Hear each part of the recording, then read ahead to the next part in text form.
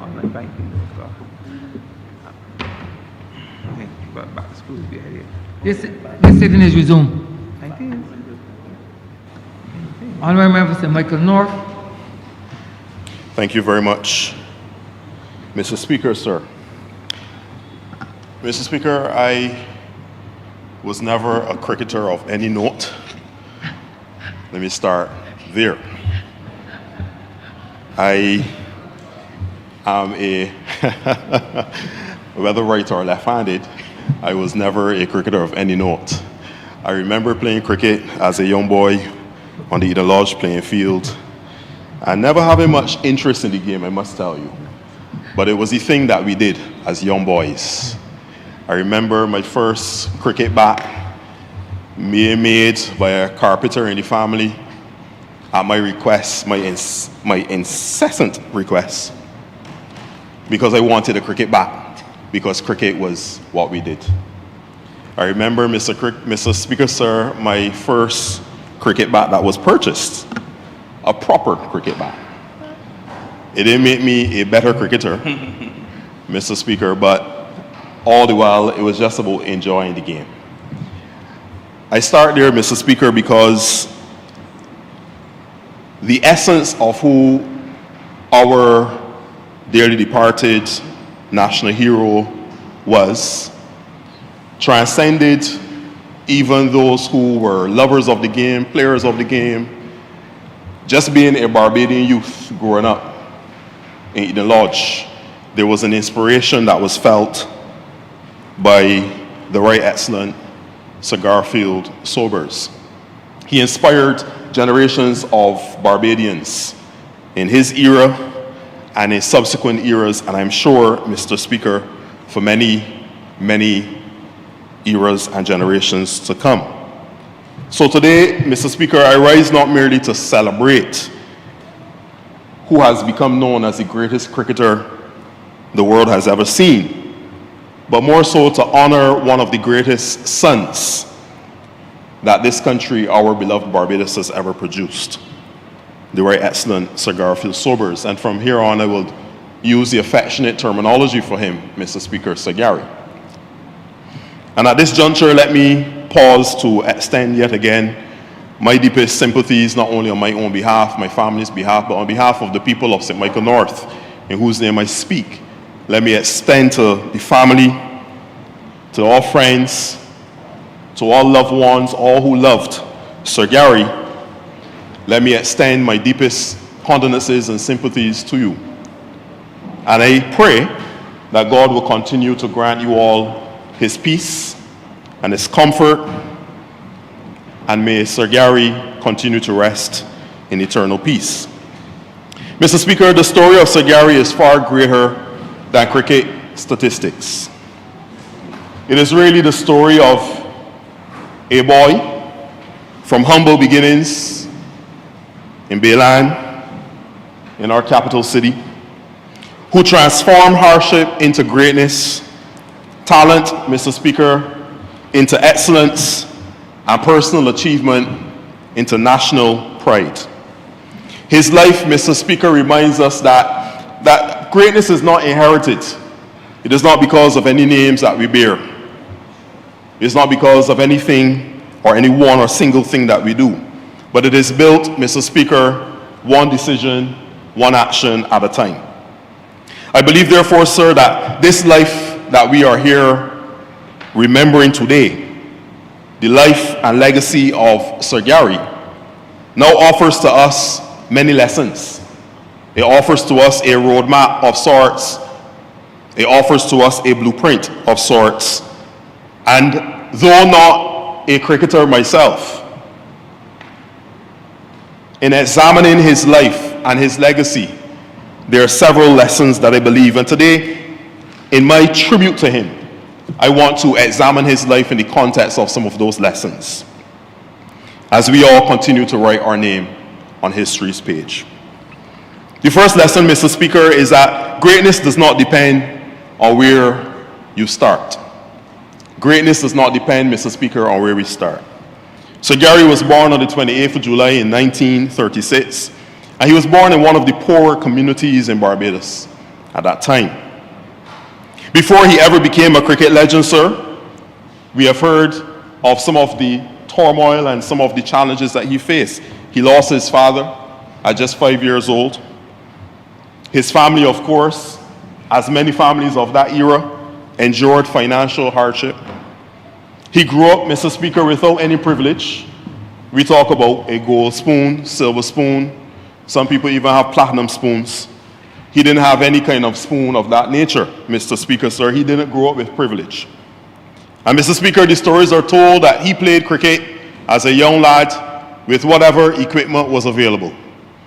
As I would have mentioned, even from my own experience, having a makeshift wooden cricket bat made for myself, I'm sure that he had even less than that. But he played the game with whatever equipment he had.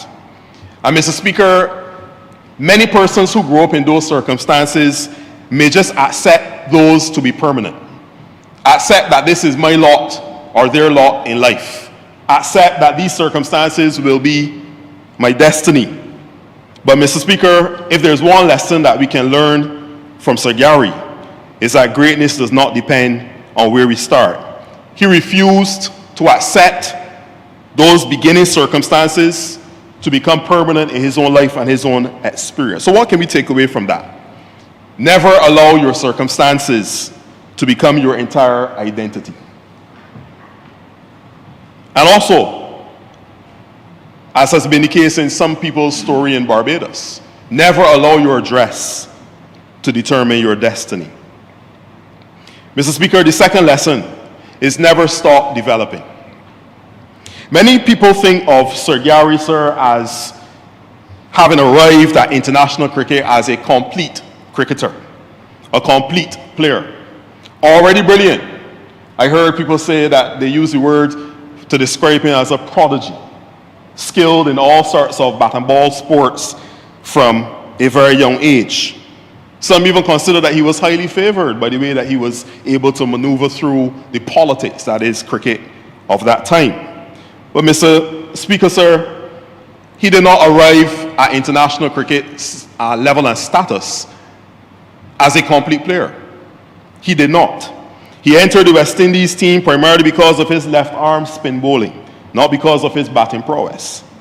And instead, Mr. Speaker, of just remaining a bowler, instead of just perfecting the bowling artistry, mastery of bowling, he decided that he would work tirelessly at his craft, the entire craft. And therefore, he worked and he worked, never stopping in his development until he became, Mr. Speaker, one of cricket's greatest batsmen. He never stopped in his development, sir, until he became capable of bowling fast medium. He never stopped in his development, sir, until he was able to be exemplary in left arm orthodox spin. He never stopped, Mr. Speaker, in his development until he became proficient in wrist spin. And Mr. Speaker, he still did not stop there until he became one of the finest fielders that we had. And I even heard mention of him being a wicketkeeper as well. Mr. Speaker, this life speaks to us and says to us, from what we have seen as his example, the example that he has left for us, the lessons, the blueprint, the roadmap that he has left for us, is that we should never stop developing. In fact, Mr. Speaker, he became one of the few cricketers who could dominate almost every role within the game, and therefore became known as one of the greatest all-rounders of all time. He was never satisfied, therefore, with just being a great bowler or a great batsman or a great fielder. Mr. Speaker, he wanted to master the game, and therefore he wanted to become a master of the game. And this is what he did, and that's the example that he set for us. So therefore, what can we take away and extract from that? Do not become comfortable with one achievement, one skill, one area of contribution. Develop others, pursue others, and Mr. Speaker, he has encouraged us by his life and his legacy to achieve others. The future is brighter, and our contributions as a people are greater when we constantly seek to develop ourselves and our gifts to humanity. The third lesson, Mr. Speaker, from the life and legacy of Sir Gary: excellence requires patience. excellence requires patience. At age 21, Mr. Speaker, Sir Gary scored 365 not out against Pakistan. In that moment, that became the highest individual test score in history. I remained on the history books and the world record for 36 years. Of course, Mr. Speaker, people celebrate this number. People celebrate that achievement, as great as it was, and it should be celebrated. But few remember, Mr. Speaker, the process that it took to get to that celebrated moment. Mr. Speaker, that was 21. But Sir Gary was on the scene since age 17 when he made his first test debut against England at Sabina Park. At this stage of his career, between 17 to 21, his performances were described in some cases as being mediocre. And many held the view that he was not living up to his full promise. He went through a rough patch at that time in his life, Mr. Speaker. He struggled in various matches before this major one. There were matches that he lost. There were series that the West Indies lost. He went through many highs and many lows. Some saw him as underperforming with the ball, and some saw him as underperforming with the bat. And it was said by himself, actually, in an interview at one point in time, he felt during that period that he would not have been selected for an upcoming West Indies team due to what he considered or what he described as his lack of form at the time. But he did not quit, Mr. Speaker. He did not give up, Mr. Speaker. Each game, each opportunity, he went back out on that field, he put his head down, and he fought to deliver what was needed in that very moment. In this particular match against Pakistan, Mr. Speaker, Sir Gary batted for over 10 hours. He stood at that crease minute after minute, hour turning into hour. He did not take any shortcuts because there were none. You only had to stay in the crease and bat. He could not rush it. He took his time. 10 hours to achieve the 365 which we celebrate now. He demonstrated, even in that moment and in that innings, significant discipline.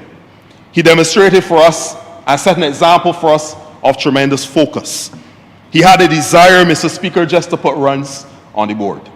I'm sure that when he settled, he was not aiming for 365, but he was aiming to hit that ball after ball after ball. He wanted to win. He wanted to represent his team, his country, and his region. So what can we take away from this lesson? Extraordinary success, Mr. Speaker, is usually the product of ordinary discipline repeated over and over again. There are really no overnight successes in life. Many do not see the work, the commitment, the discipline when it is being deposited, but they often get to bear witness to the success and the glory when it is put on display. Mr. Speaker, I'm sure that stories will tell us of the amount of hours that Sir Gary spent in the nets practicing his shots. How if a certain ball came his way, how he would play, whether through cover, whether leg, whether off. Mr. Speaker, he took his time to hone his craft. That discipline and that commitment and that focus is what allowed him to then go on the pitch, go on the field of play, and then be able to perform in an extraordinary way. The fourth lesson, Mr. Speaker, is that leadership means lifting others. Leadership means lifting others. When Sir Gary became the captain of the West Indies in 1965, he was no longer playing for himself. It was no longer about his individual score, what he put on the board. It was not just about how many wickets he captured and how many runs he gave up for those wickets. Mr. Speaker, he was playing then for the entire Caribbean region. He understood the magnitude of the office of captain. Leadership required, therefore, and these are the traits that Sir Gary exemplified for us. And as I speak today, I speak really to all of us as Barbadians, and especially our young Barbadians coming up, who should learn these lessons from the life of Sir Gary. As a captain, he demonstrated tremendous courage. He had to demonstrate significant decision-making, prowess, and ability. He also demonstrated accountability, because when you win as a team. And when you lose as a team. He had to exemplify for us confidence, not only his own abilities, but that of his teammates. And of course, he had great vision as well. Sir Gary demonstrated for us that leadership is never really about titles. Leadership is never about titles. It is about responsibility. What can we take away from this, Mr. Speaker? It's never easy to be a leader, but those of us who are called to step up and to lead, we must be courageous, we must be willing to be held accountable, and we must be able to see the potential and promise in those we lead, and we must be willing to nurture it, Mr. Speaker, so that the entire team can be successful. Sir Gary was an excellent and exceptional leader, both on and off the field. He sought to make his teammates better. He didn't see his role as captain as being about himself, nor was it about the title that he had. It was about the West Indies cricket team. It was about the various nations that they all as players represented each and every time that they took the field. The fifth lesson, Mr. Speaker, sir, and there are only 7, so I'm coming down to the end. The fifth lesson, Mr. Speaker, sir, is that we must learn from our setbacks. Sir Gary's life was not free from pain. He endured the loss of his father in childhood. He endured the tragic loss of a close teammate. There were harsh criticisms at the time, Interesting, we come to sessions like this, and when persons pass, we eulogize. And therefore, we speak highly, and we usually like to, pick out the best aspects of the person's life and the glowing times that they had, etc., and the moments when they were celebrated. But when he was alive, he also faced tremendous criticism, Mr. Speaker, not only as a player, but also as a captain. Harsh criticisms over his leadership decisions he faced. He faced public scrutiny, as we all in here are accustomed to by now. And of course, he also acknowledged that he had several personal struggles. He was a human being. Yet these experiences, Mr. Speaker, never erased his desire to make a contribution, his desire to represent his team, his desire to represent his country, his desire to represent this Caribbean far outweighed any of the personal struggles that he confronted, any of the personal challenges that he faced. In fact, Mr. Speaker, I would dare say that many of those personal challenges and those personal struggles, they deepened his humanity.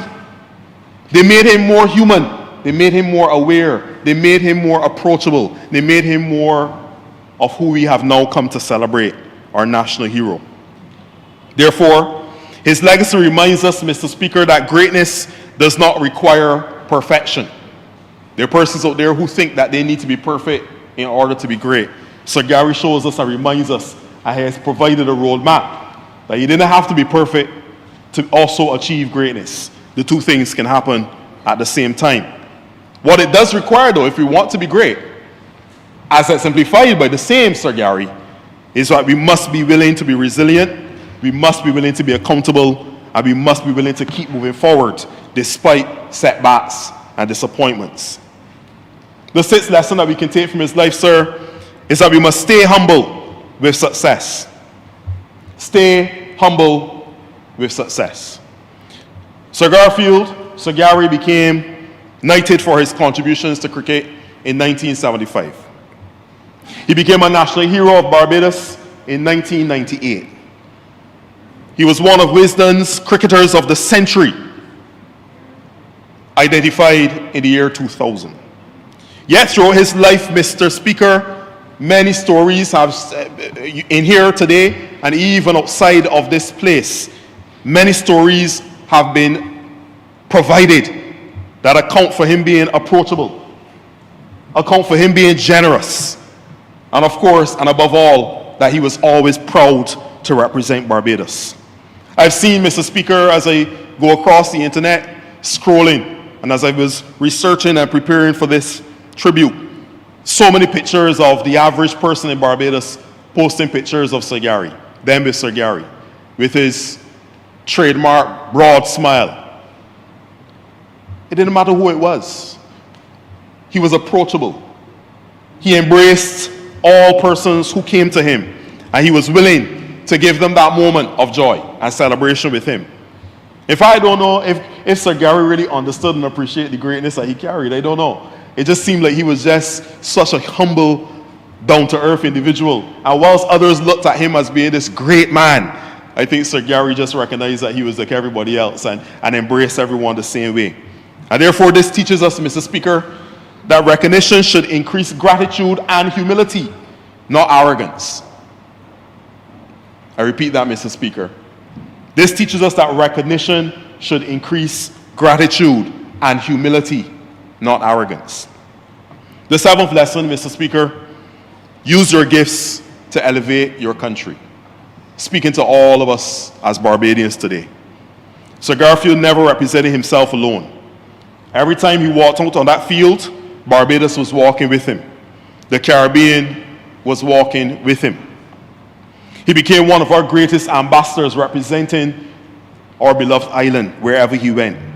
And his life therefore teaches us that every Barbadian, no matter what profession we may hold, Mr. Speaker, whether it is Speaker of the House of Assembly, whether it is lawyer, whether it is doctor, artist, whether it is entrepreneur, builder, mason, scientist, what have you, or even athlete, entertainer.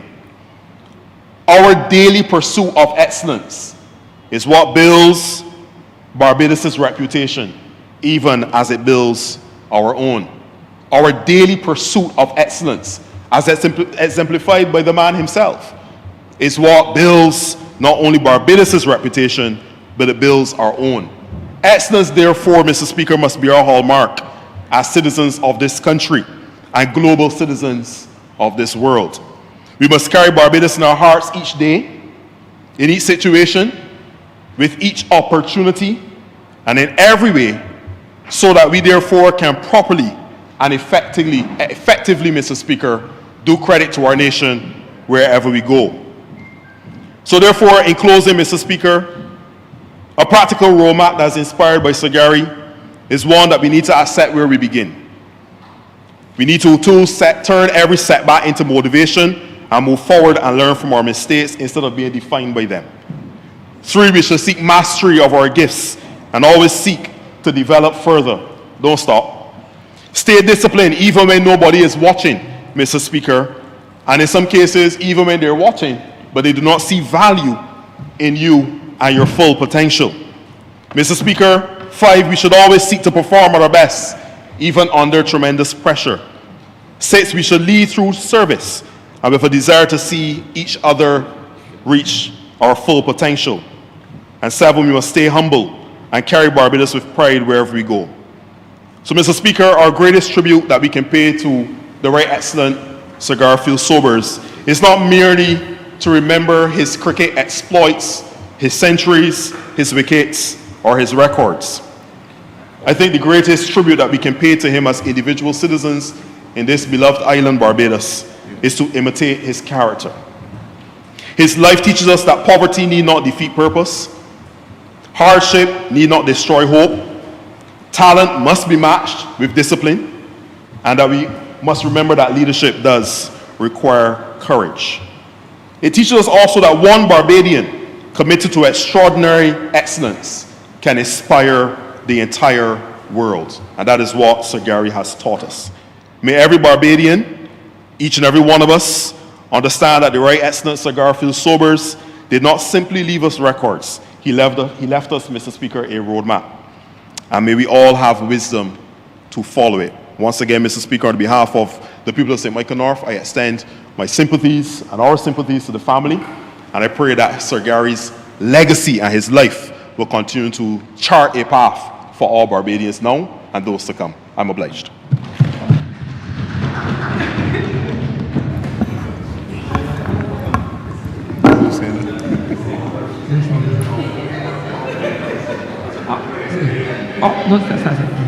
Honourable members, just remember that the opportunity will be provided for everyone to give tribute, regardless of the time that it takes. And the speaker eyes can only catch one person at a time. So that if 9 people stand up, I still will not be able to allow all 9 to speak simultaneously. Just remember that. Honourable for Christchurch East. Thank you, sir, for letting your eyes catch mine. What I will say, sir, as in cricket, in Parliament, there's a batting order.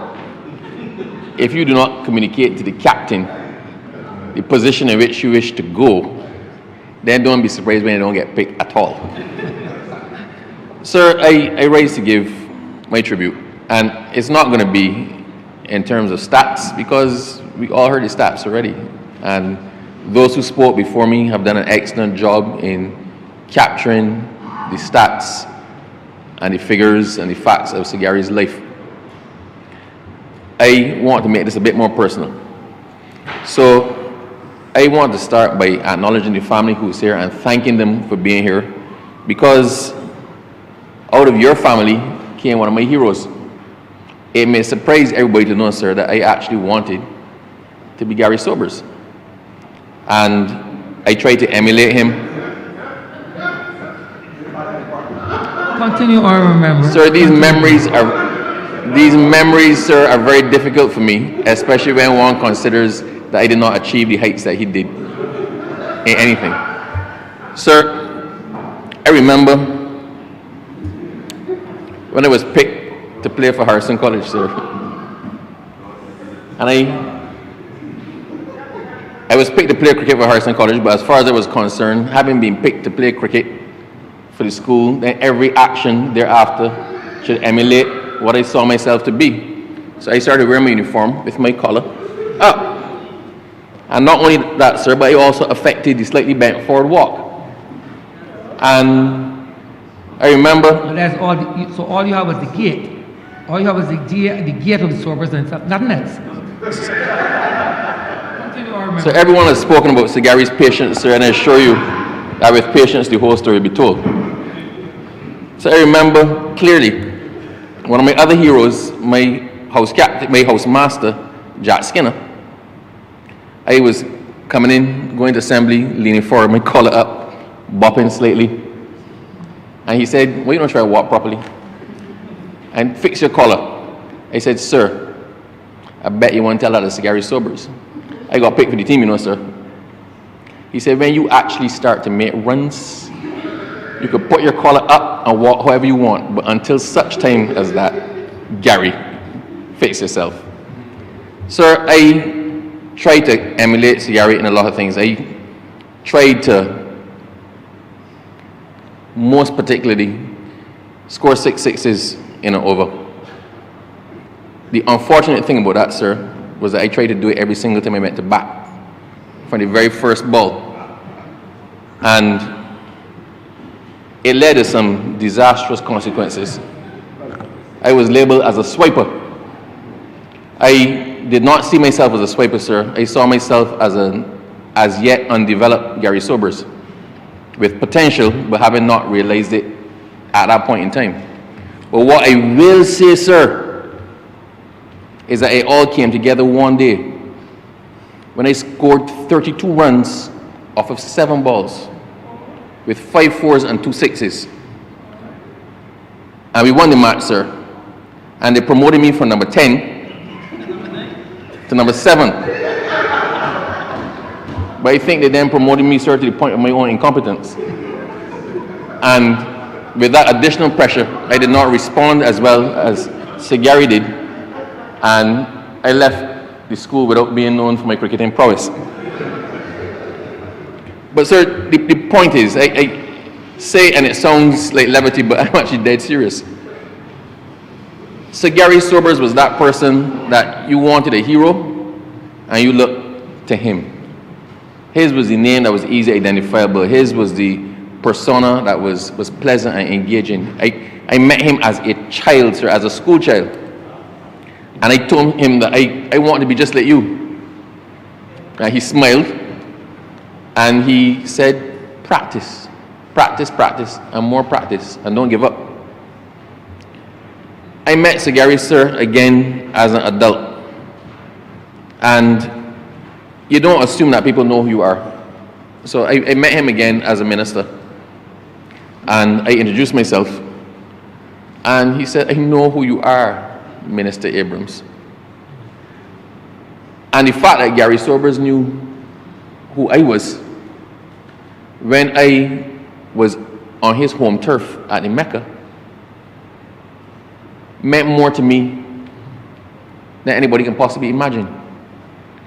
But it was that level of humility, that level of connecting with persons on the level that they were at, that made him special.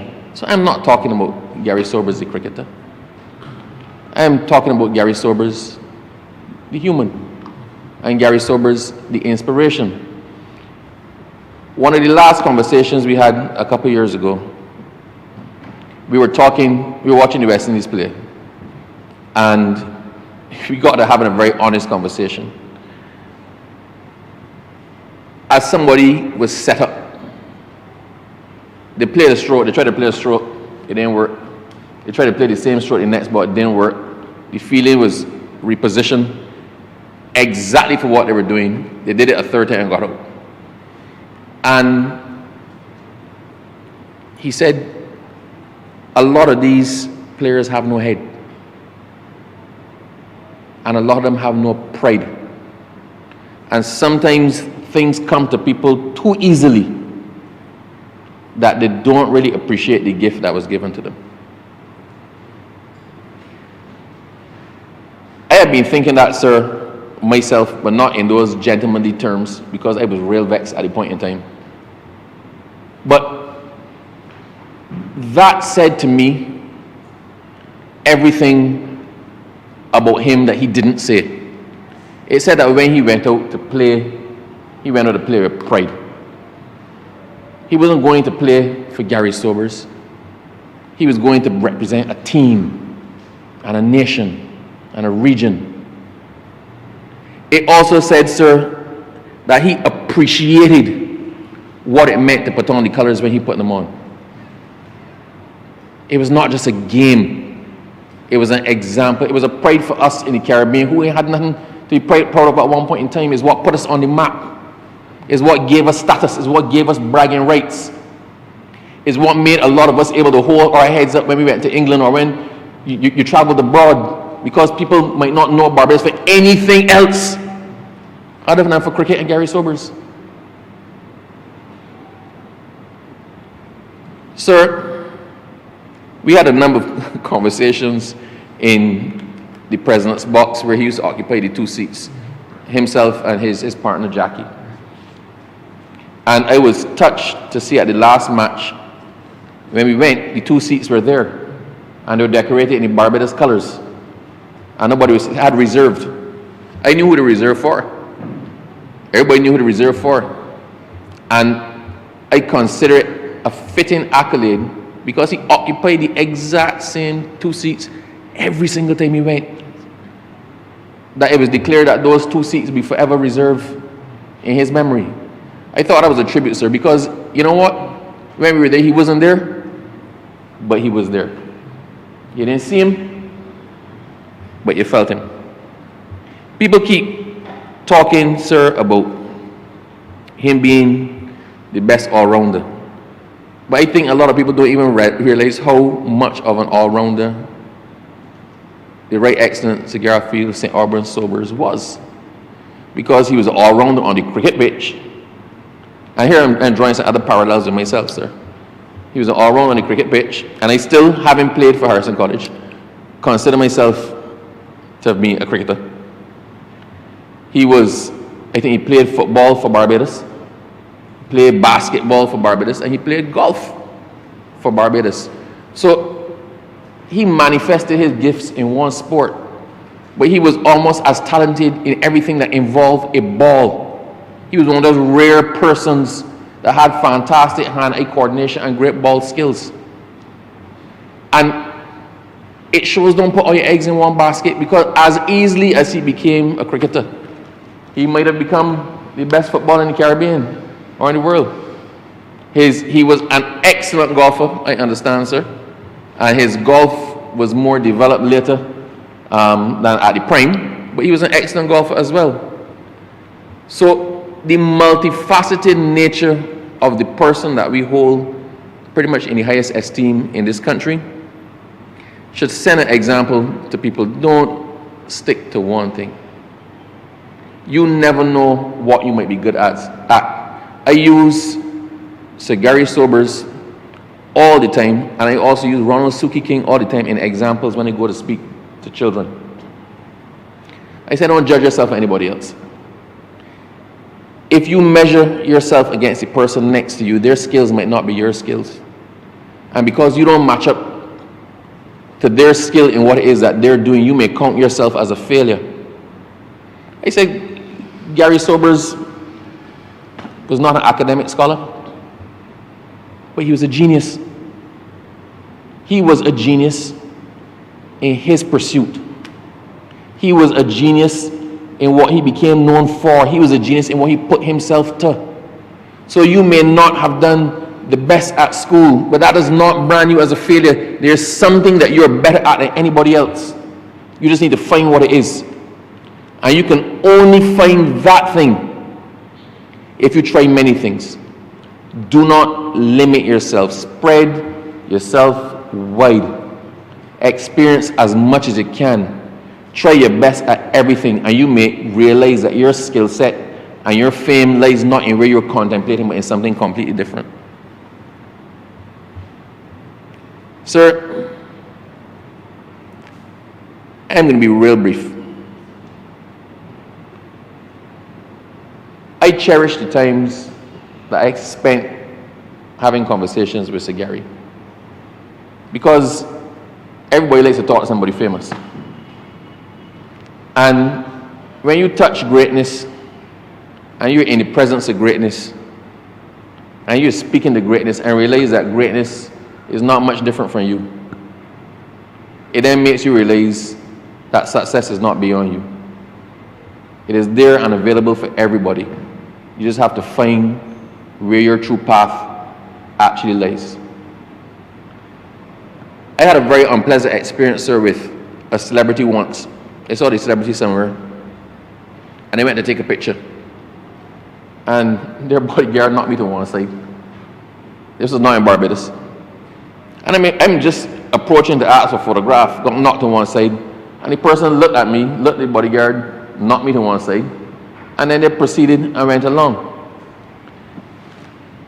I can't imagine what it was like to be Sir Gary, sir, where every time you go, multiple people come and ask you for a picture, and he took a picture with everybody. I have watched him in positions where I would be miserable, sir. He's trying to watch cricket, and people come in to talk, and they talk, but then they position themselves for the picture. He knows what's happening, and he smiles and takes the picture. Grace. He understands what he means, and the concept of him means to the person who are asking for a lasting memory to have that I was in the presence of greatness. We talk about the humility, but that's the humility in action. It's not just you don't brag about what it is that you did. You don't become overbearing. You don't wear it on your sleeve. You don't talk about it all the time. Quite frankly, in the about 8 or 9 conversations I had with him, and these in-depth conversations, he never once talked about himself. He didn't talk about his achievements. He didn't brag that he was a world record holder. He didn't brag that he was greatest. He asked me how things going in the constituency. We talked about what was going on the field. We talked about other things. He was one of the most likable, identifiable, and relatable persons that you could ever hope to have. It is good for Barbados that we had a living national hero, because quite often the heroes that we have and that we celebrate, we see in stained glass, we see in murals, but we don't ever meet in person. You don't ever realize they develop a mythical status and stature that removes them from the touch and the grasp and the contemplation of the common man. We did ourselves a credit in recognizing Sir Garfield as a national hero in his lifetime. We did ourselves a credit, sir, because it served for generations of persons, for multiple Bajans who managed to come in contact with him. That is a hero inside of you. That a hero is somebody who lived and who breathed. They had experiences similar to you. They overcame and they succeeded. And there is no greater inspiration than being able to touch something and make it real and to appreciate what it is that they have that you could possibly have as well. So having said all of that, sir, I didn't manage to hit the 6 sixes in the over. I didn't manage to get past 30, besides the 32, at any point in time other when I was batting. My golf average, my golf handicap is so far from zero, sir, that I don't even mention myself in the same golf in terms of cigar field sobers. My football exploits. But you know what? I had a hero. And I had somebody I could try to be like. I may have fallen short there. But I did other things. But it was the belief that it was within my reach that gave me the courage to keep pushing all the time and keep trying other things. To the family, it was not easy. It could not have been easy having to share him with the world. And there are times that you probably said to yourself, I wish we could see more of dad, of granddad, of uncle. I wish we could see more of him. But you know what? He belonged to you. He belonged to me. He belonged to Barbados. He belonged to the world. And what you had to surrender and sacrifice, somebody else had to gain and gain an inspiration from. So you shared your family member with the world for the betterment of the world. I just wanted to make this brief intervention, sir, on behalf of my hero, on behalf of our hero. He was a hero, sir, in life, and he is still a hero and inspiration in death. We've lost a great one. And if I may quote from Pimpin' from David Rudder, Smiling Eyes of Steel. Farewell, mighty warrior, thanks for the memories, thanks for the joy. Godspeed, my brother, thanks for the laughter. You will always be my boy. May he rest in peace. Thank you.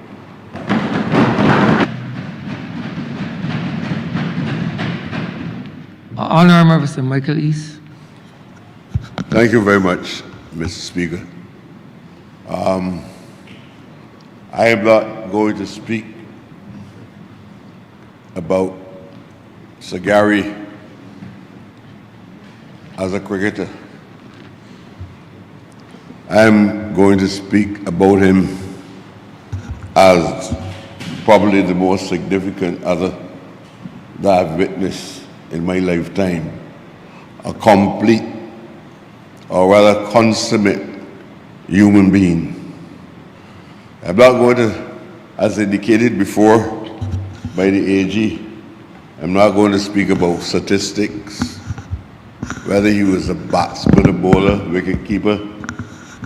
I'm going to speak about those special endowments that he possessed, whether those endowments came as a consequence of the manner in which he grew up within a household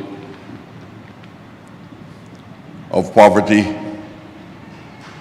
in a wretched community, the Bayland, a community that is a representation of a number of poverty-stricken pockets across Barbados. When I think about him achieving greatness, even in the field which people might believe is not academic, whatever academic means. While I'm speaking, I'm not sure if what he did on earth can be considered artistic or scientific. But what I know is that he has made a major contribution in the Renaissance of the 1960s, at a time when black people across the Western world was making every effort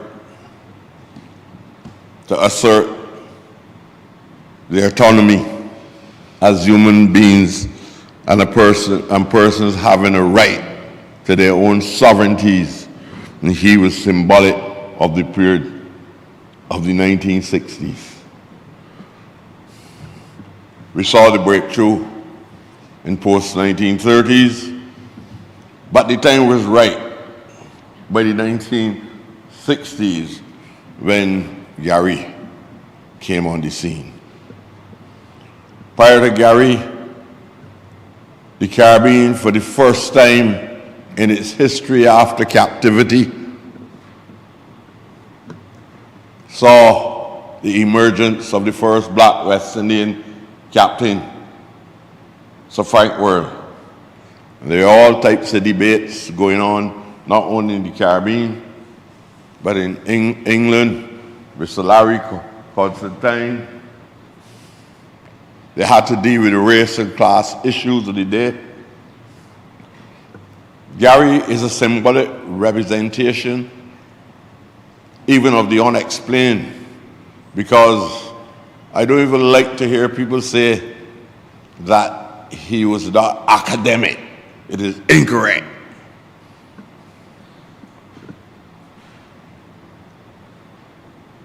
I will get into that a little later. But at the time in the history of the Caribbean and in North America and other parts across the world in the post-World War period, black people were being treated badly. We were perceived as inferiors in the system. I don't know how you get it done without being a militant, but he was able to bring some neutrality to the understanding of sports. And in relation to Barbadian, Caribbean, black North Americans, African people, he was able to demonstrate to the white superiors at the time that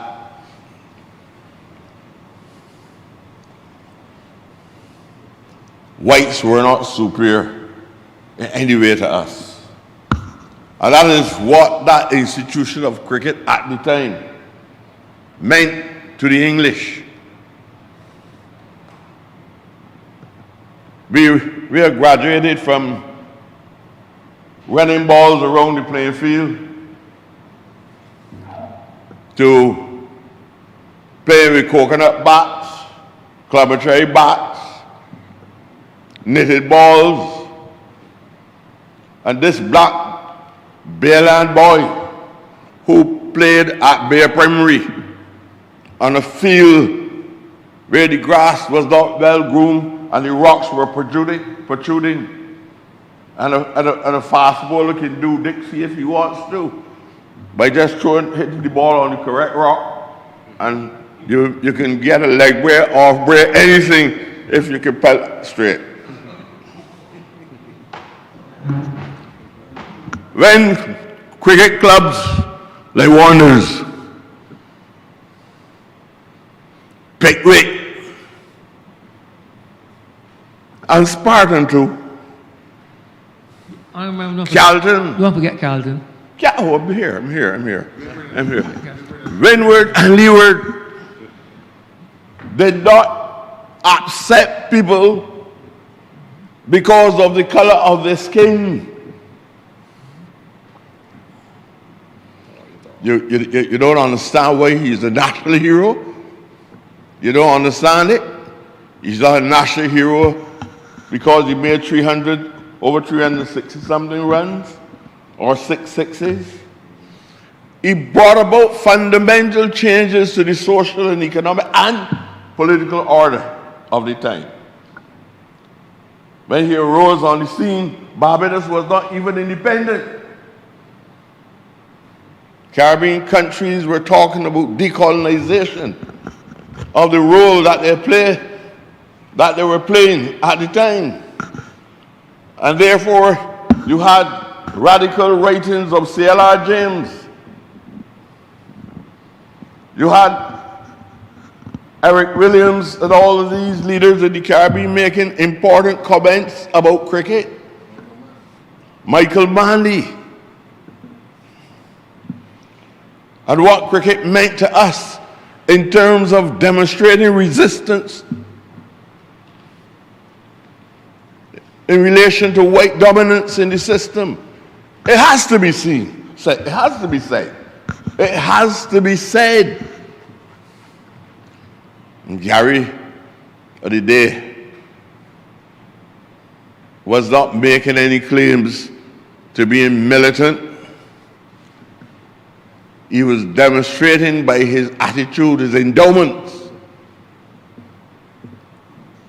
his judgments, his academic judgments. You don't make academic judgments out of muscle alone. It's a head game. It is academic. Cricket is academic. When you hear the observers saying that he will call a bowler and say, go there, give that ball to Gregory. It's probably not the right example, especially when it comes to cricket. And he says, where to put the ball. He knows if it should be delivered by a spinner or a fast bowler. And even if he has to go into position himself, explain that to me. That does not come from a textbook. Nobody taught him that. You can't argue whether it's scientific, artistic, spiritual, anything. If you know believing in artificial intelligence, if you know listening to or pressing a cell phone and pulling up information and sometimes coming in here imparting the information and you call yourself intelligent. This man had no cell phone, but he got the job done. He commanded respect. And people looked at him from the 1960s. This is now a man that gradually emerged. He was symbolically from early. He was an important cultural icon and historically a symbolic figure for black people.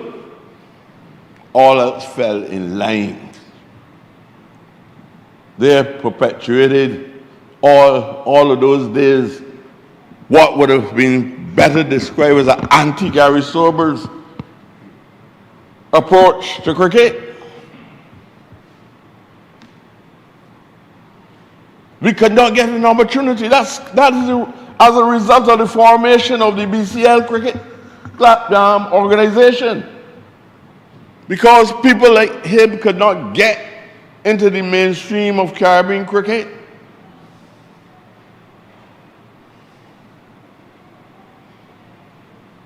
And you ask yourself, why? And you hear all types of commentators talking.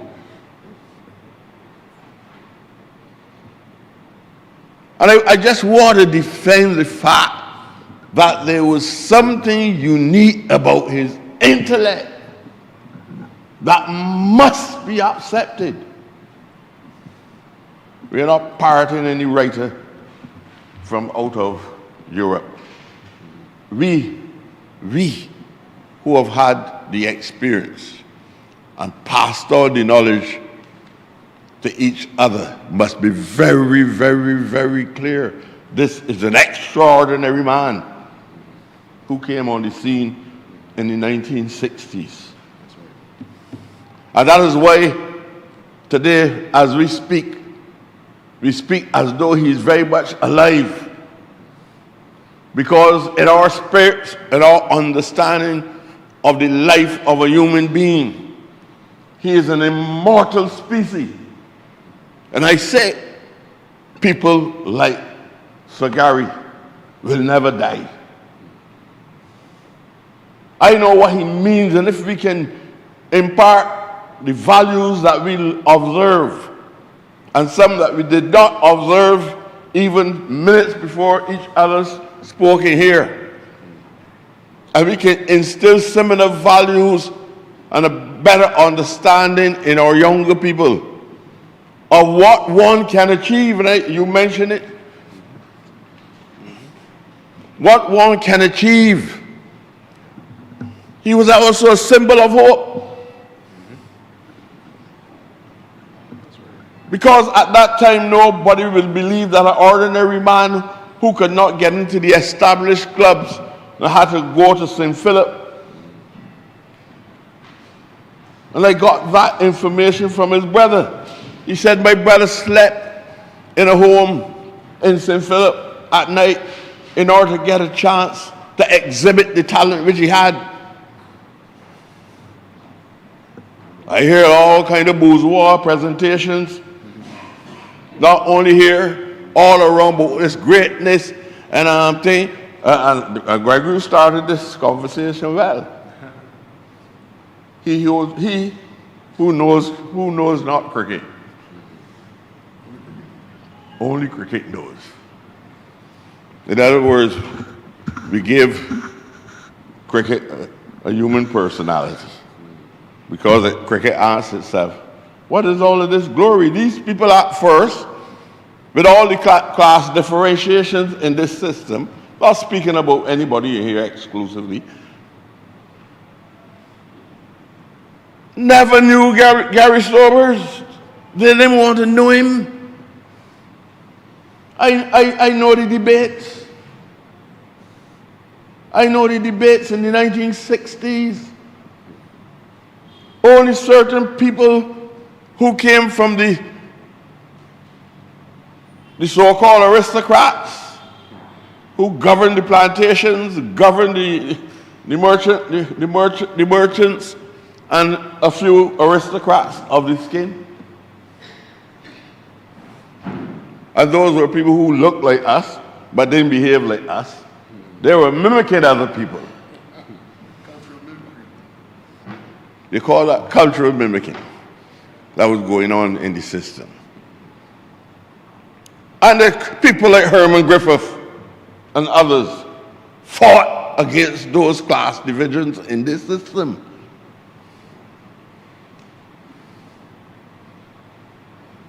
When you understand all of that, you understand why Sir Gary Sobers became a national hero. I'm sure that the minds of the time, not that they did not take into consideration the art and the science of the game and the figures or the quantums in relation to the scores that he made, but he was mystifying the world.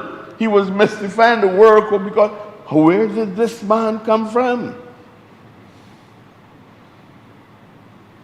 This man should be running around the fields picking up balls. How could this man come and not only be a batsman, but graduate to be a cricketer?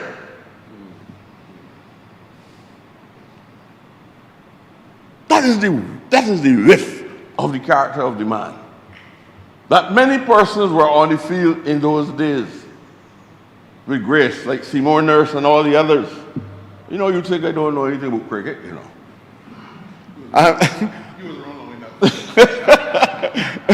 And with all the style and the flair of the time, none of them left a lasting memory in the institution of cricket. I heard the AG said not too long ago he learned to flick his colors. But he flicked colors, he did everything, but couldn't score a time. He told look after a number of innings, we get it. But sometimes people like this, like Gary, they come to earth for a purpose. I really believe that. I am not a spiritualist. But you answer some fundamental questions. At a time when the Bayland was known for seamen, in the Bayland, the star boys in the Bayland of the time they were engaged in polygamous practices in the Bayland. And they qualified by gold chains and gold rings. And then, as soon as they get off the ship, they had to visit about 6 or 7 homes to see if everything was in order. And in the Bayland, the Bayland was the same as Carrington Village. The Bayland was the same as Black Rock, British Hill, the Ivy, and Cat's Castle. We were not counted as first-class citizens. You can go in Strathclyde up to the 1960s, or in certain parts of Barbados. And the problem with the society itself, sir, and this is probably an unfortunate, I know that some people get a little nervous when I speak this way, especially making sociological analysis based on class differentiations or even race. But this society must give credit where it is due. And you cannot understand Sir Garfield Sober's contribution unless you understand that he rose, not that he was born in the 1960s, you know. He was at his peak in the 1960s and 70s. What were we doing then? The best entertainers of the year, of our time were emerging. Outstanding political figures. So much so that you should not even be surprised of his socialization in those early days with a number of other outstanding black men in this country. I'm telling you, you have to know the time. And yet, I've never heard him spoke about such social variables in my life. Probably I would have been better off, not as a cricketer, if I did not focus on these variables. But it helped me to understand him better than many. I'm not saying that nobody understands him better than me, but it helped me to understand him and to give value to his worth. You cannot repeat a cultural or sporting icon of that type because history of the 60s got pass on. There might be another great man in a different time,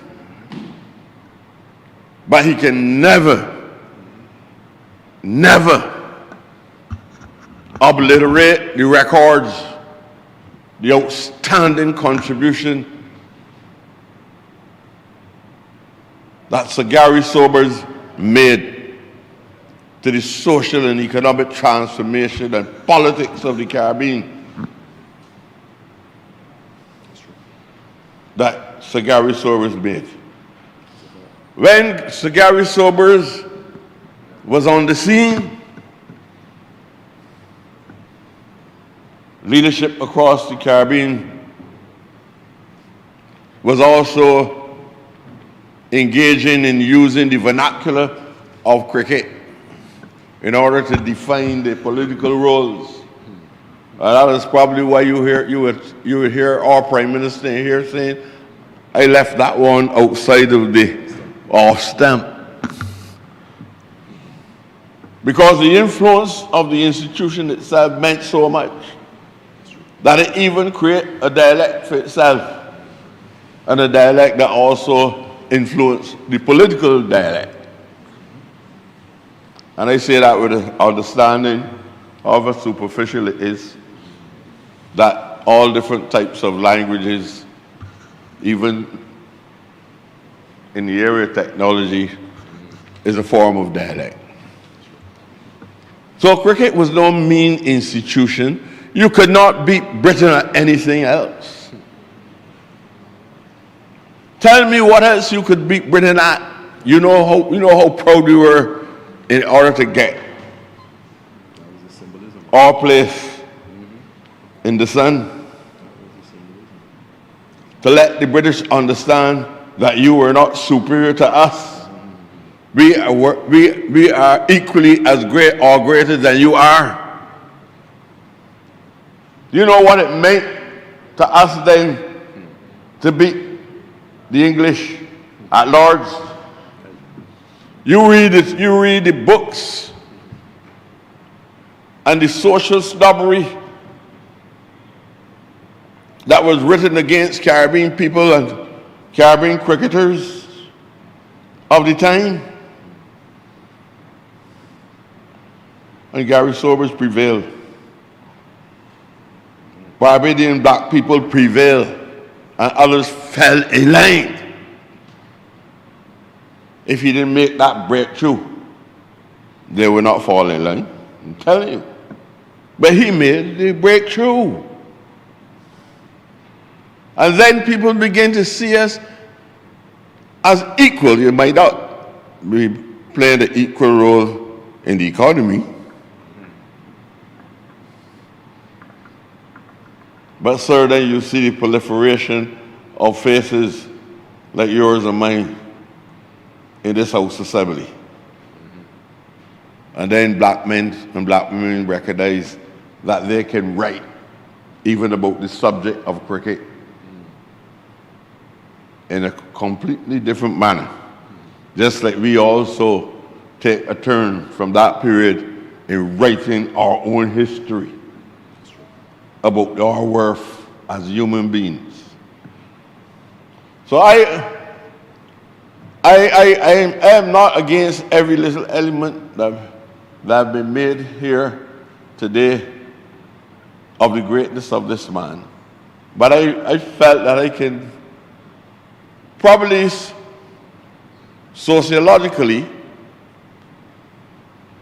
and also psychologically say something to help rationalize the importance of the transformation. So Gary Sobers did not only made then changes to the sociological order, but he made changes to the psychological order of black people who believed that nobody like him could make it then. And the mythology, not the mythology of no man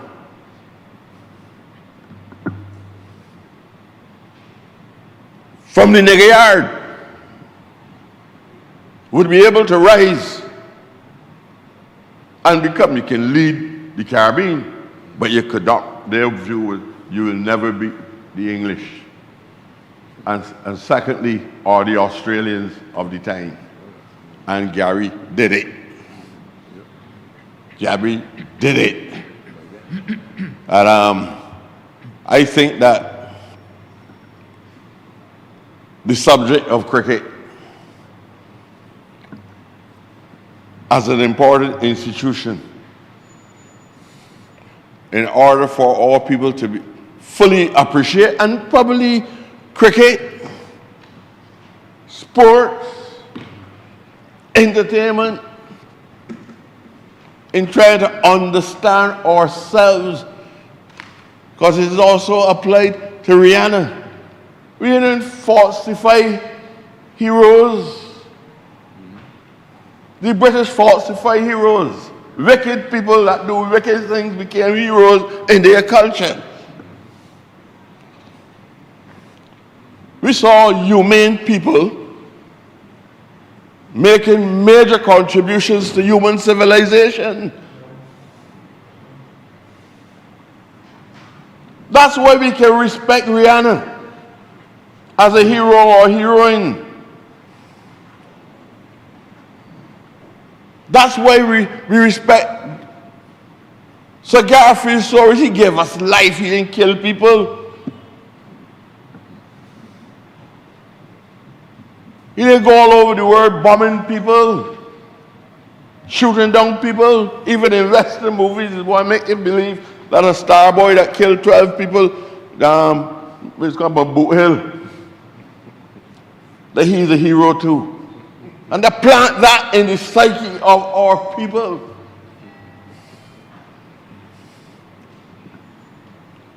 Not Sobers, the black boy from the Bayland, that demonstrate all of these skills. Not only on Bay Primary, pastor, or police boys club, police boys club, Boys and Girls Club at the time, or venturing up at someone in St. Philip. I am pleased, and I am pleased that I have met his family in general.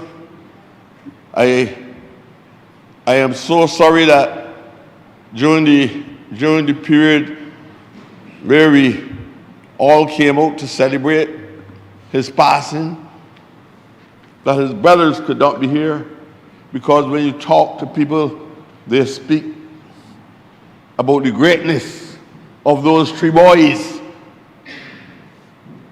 That's why I say the special qualities, just one. When I speak to the people in the Bayland, they say all three of these boys could play cricket. Not bat. They catch balls. They bowl them. They make them. They do everything. Right?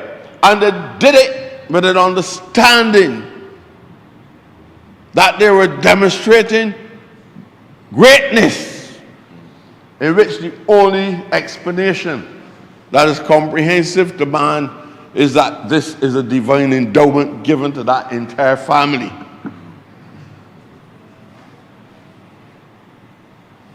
And I feel that we should thank the Creator for Sir Gary Sobers, and all of us should be thankful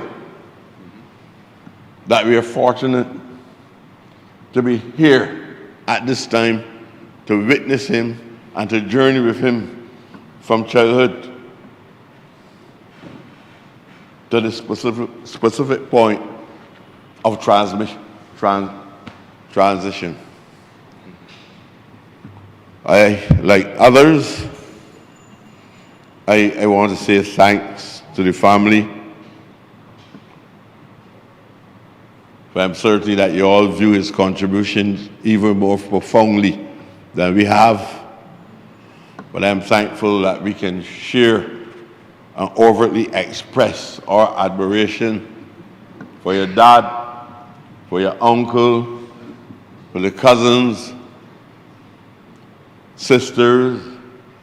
I'm sure that some of you journeyed the last time he was at Kensington Oval. Some of you all journeyed to Kensington Oval because you said that we can't allow Gary to go unless we see him seated in the Oval, at least for the last time. So there might even be an element of prophecy sometimes in the endowments given to you all by the Almighty. Mr. Speaker, I am glad that you entertained me for a short period to say a few words about a consummate human being.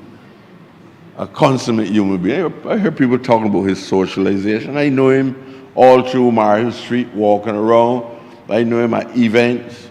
I know him coming all up in my community and everything to friends and family up there, right? I know him, his good friend, Bucky Cox, who was the guy who owned race horses, Tony Jarvis, all of these people.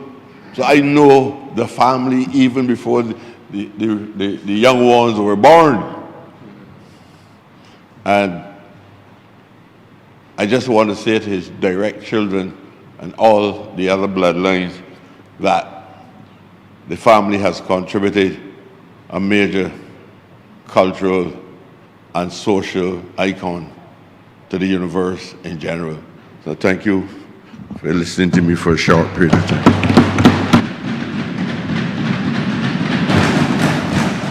Honourable Member for St. Joseph.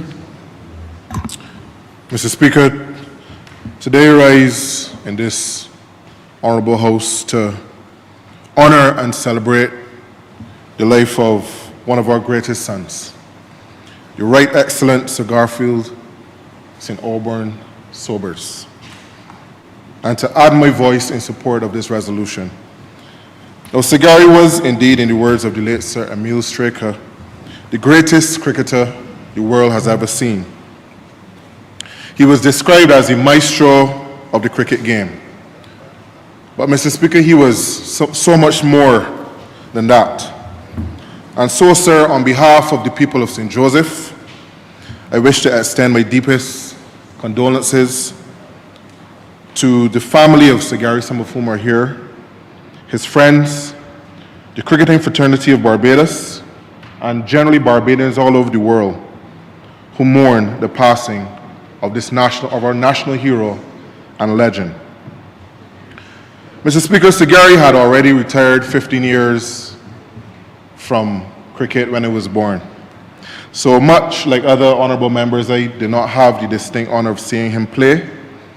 I've never had the experience of seeing him walk out in the middle to bat, and I've never witnessed firsthand the brilliance, the cricketing brilliance that other Barbadians generations before me would have seen.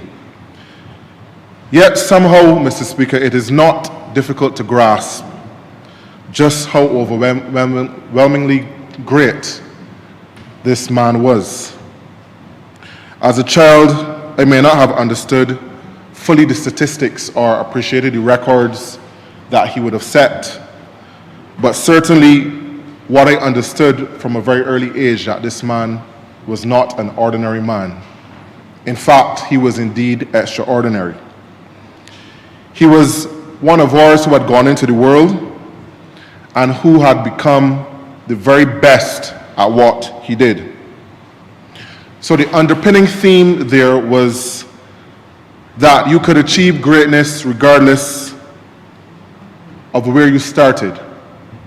And that theme, sir, is one that I draw personal inspiration from. So it is something profound about the magnitude of the man that we affectionately call Sir Gary. His greatness was so immense that those of us who never saw him play cricket still grew up knowing that Sir Garfield Sobers meant a lot to this country. It is an understanding that we inherited because persons talked about it. We understand the folklore. You've heard in this honourable chamber what his contribution meant to the socio-economic and political landscape of Barbados and the Caribbean. And over the last few weeks, you've heard of the statistics. His feet on the cricket ground, the field, the sixes, the high scores.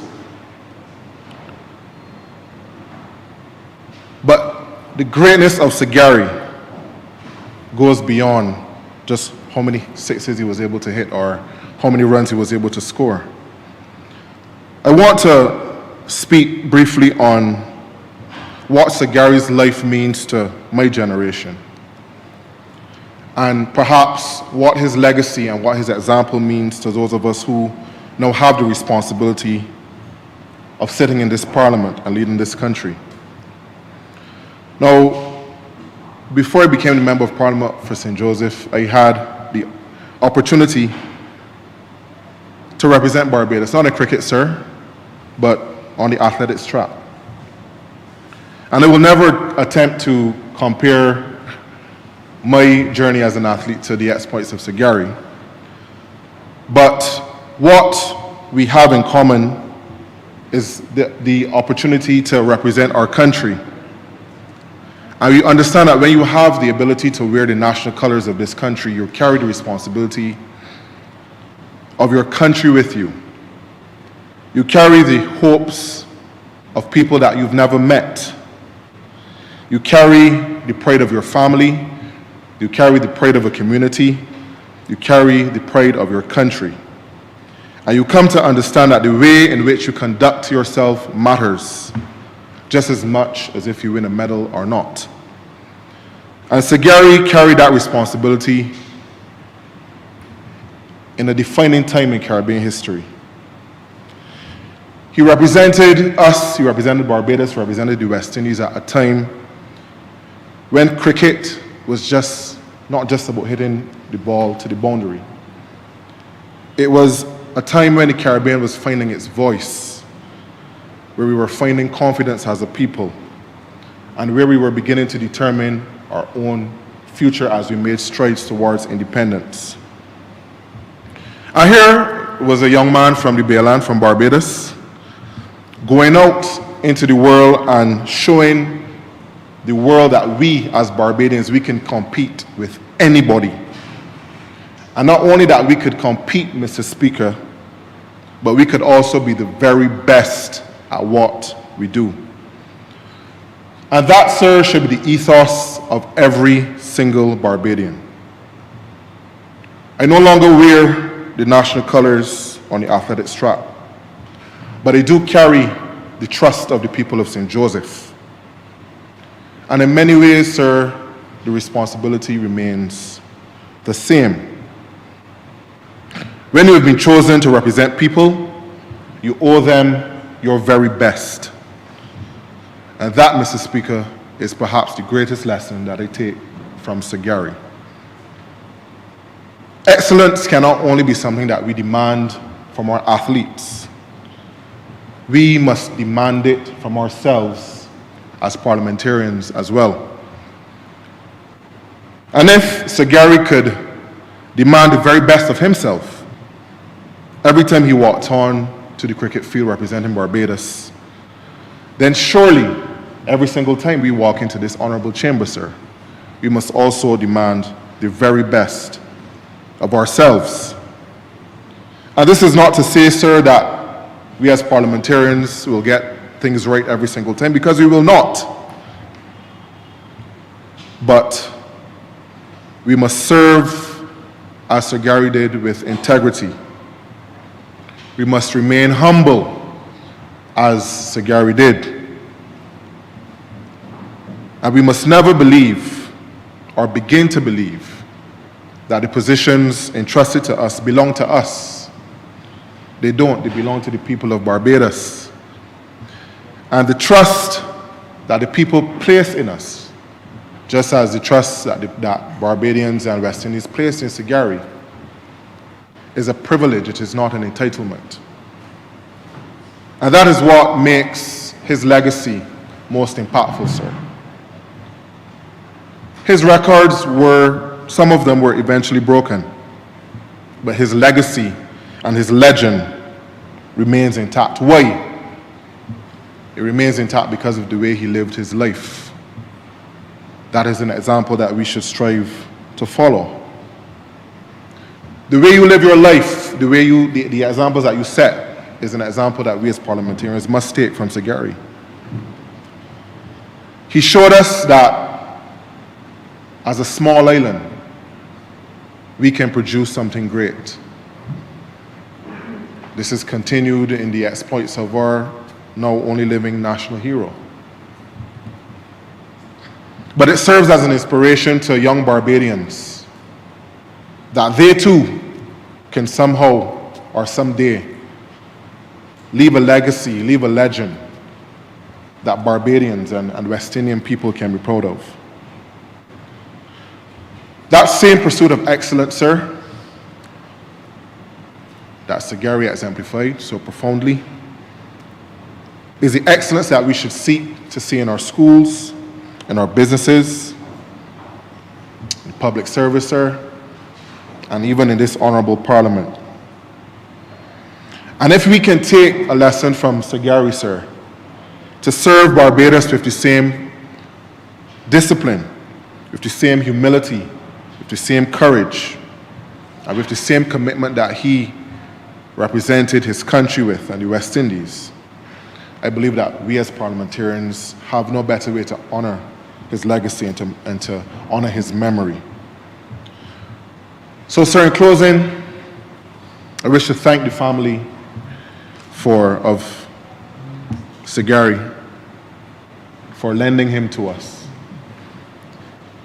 The right, excellent Sir Garfield St. Auburn Sobers. He was a national hero of Barbados. The Order of the Caribbean Community was bestowed upon him, OCC, you can see it on the screen. He was also recipient of the Officer of the Order of Australia. All accolades that he received in his glorious lifetime. So may his legacy, may his life continue to inspire Barbadians, West Indians. May it continue to inspire this parliament. And may his soul rest in peace. Again, I want to offer my sincere condolences to the family and be comforted by the fact that his legend remains fully intact. I am obliged.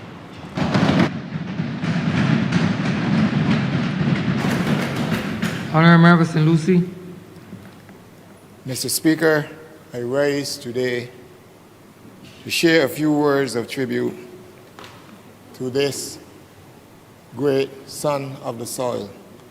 A lot has been said with respect to statistics since his passing, and I certainly have no intention of repeating those statistics.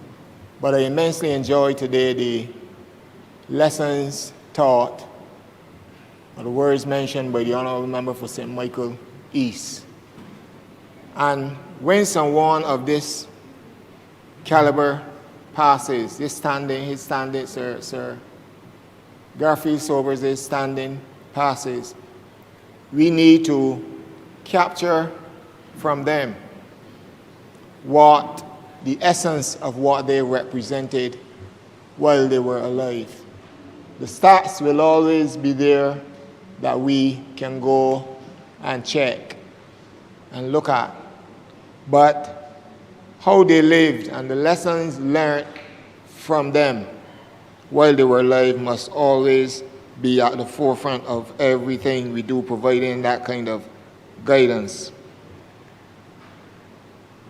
When I read the resolution circulated in our parliamentary chat, a few words jumped out at me. The second last line of this resolution says that they hope the family expresses wish that they be comforted by the meaning of a life lived selflessly in the service of his nation. A life lived selflessly in the service of his nation. Sir Gary was indeed a very, very humble man. Indeed, if you did not know Sir Gary, you might have heard of him. If you did not know Sir Gary, or perhaps if you saw Sir Gary somewhere in New York and you did not know him, you would not, he was not one to flaunt or to talk about his achievements and such like. He was one to move very cool and to interact with people as though, and indeed he was, a very ordinary person. Not one given for a lot of fanfare and such. That's the person that I knew. I remember when his record was broken by Brian Charles Lara. Now,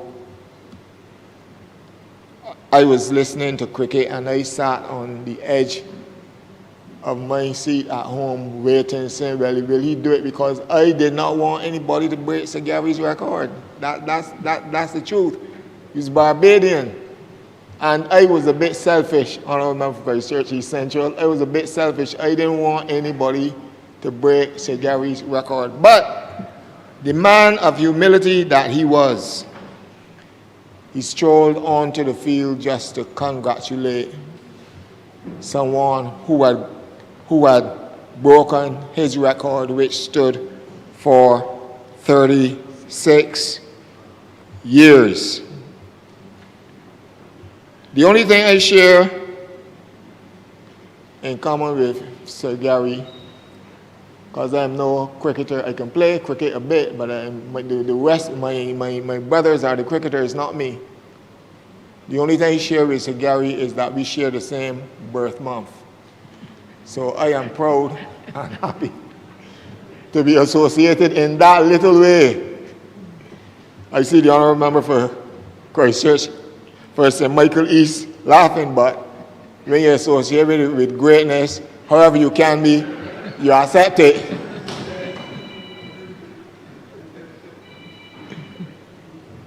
I had the opportunity as well to work for a short period of time with his first son, Matthew. And when Matthew joined the workforce where I was, and he mentioned to me, we happened to be in a conversation, and he mentioned to me he was Sir Gary's son, I was shocked. Because he carried that same kind of humility. If he had not told me that, I would not have known. But we shared that for about a few months or so, where we were back then in the private sector. Sir Gary, despite all that he achieved, the stories about him were always the same. A man who was down to earth, who could make a joke and have fun. A man who loved the game of cricket. A man who loved people. And that is very, very important. That is extremely important in this day and age. And people like us in this class, the political class, we would always recognize and remember that. You have to love people. Sir Gary is a great example of that. He was described as a proper, humble giant. And you wonder how could you put the word, how could the word humble and giant go in the same sentence? When somebody is a giant, as we look around in society today, regardless of whatever area they're in, these are people that sometimes believe that there is nobody like them, that they have believed that they have achieved everything. But Sir Gary was humble as the giant that he was, the giant at the game of cricket. And I believe he transcended beyond cricket, because he carried that kind of respect across not just this country, not just the region, but across the world. People were very respectful of him. They respected him highly. Barbados and the West Indies gave the world a lot, but I believe Sir Gary is the crown jewel that we give to the world. He's the crown jewel we give to the world. And I want to ask the question today, this evening. What is our favorite memory of sobers of Sir Gary or our innings? him himself, he as a person and what he represented and how he conducted himself, or we remember the innings, the 365 not out? Because sometimes that's all people can remember, may remember you for when you've achieved something. They don't look at your personality, the kind of person you are, how you conduct yourselves, and so on. But I believe that it is extremely important as we pay honor and we pay tribute to this great son of the soil, that we remember him as the man he was.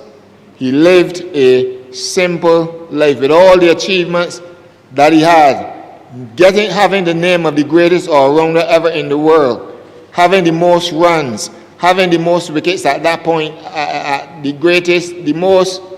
the highest score at that point in time until it was surpassed in 1994.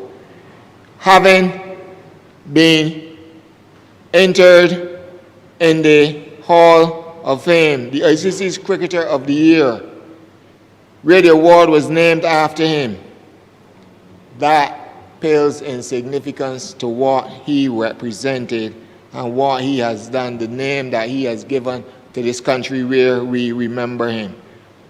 On the behalf of the good people of St. Lucie, whom I have the honor of representing, and on my own behalf, I extend my deepest condolences again to his sons, his family, nephews, friends, the people of Bela and the community where he grew up.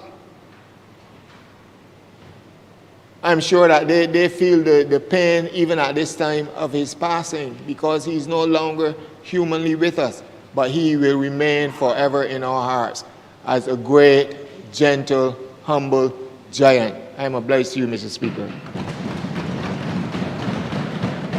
Honourable George Moore. Thank you, Mr. Speaker. It has been a long day and the tributes have been pouring in. And from everything we have heard, it's no wonder we find ourselves in this situation. As I was sitting there, I was thinking that if I could sing with the courage of those whose examples I draw from, today the anthem would clearly be an anthem to Sagari. But since I cannot sing, and certainly not as well as some other members in this honorable chamber, I will do what the great leaders of the trade union movement have been known to do. I would stand and I would speak. And Mr. Speaker, as I do so, I wish not to merely join the chorus that we've been hearing today, to add another soprano voice or another alto voice, but I wish to pay tribute not because I'm paying tribute to a giant in cricket, but to use the occasion of reverence that this occasion provides for, to honor a man whose principles, I believe, continue to shape the leadership journey of many Barbadians in this country, including my own journey. The Right Excellent Sir Garfield St. Auburn Sobers walked with greatness, we've been hearing. But more importantly, he walked with purpose. I reflect on Sir Clive Lloyd's reflections last week, where he honored the late Sagari as one whose purpose left footprints that remain visible along every shore that he walked. And in reflecting on his own tributes, so Clive Lloyd's tribute, I believe that there are footprints, therefore, that all of us can follow. Our Prime Minister, too, reflected that there were no grand chronicles announcing Sagari's birth. His greatness was not proclaimed, but it was something that he practiced daily. And a number of speakers so far have been recognizing that he lived it quietly, consistently, and with conviction. I will therefore choose to reference just 3 aspects of his life to remind myself, first of all, as I was doing my own reflection, and to remind whoever else will benefit, that that deep footprints are not necessarily made when we are standing up in front of adoring crowds, but they are often made in the quieter, less public, and less profiled moments of our lives. And one of those footprints, Mr. Speaker, is found in the advice that he gave to his young protege, Brian Lara. Watch the ball.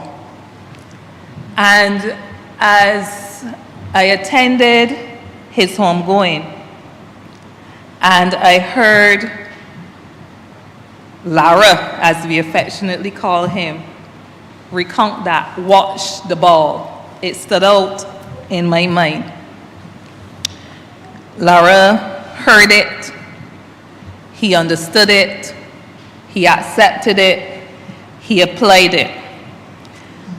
I recognize this as a footstep because it's the true nature of leadership, the quiet guidance that we must pass on.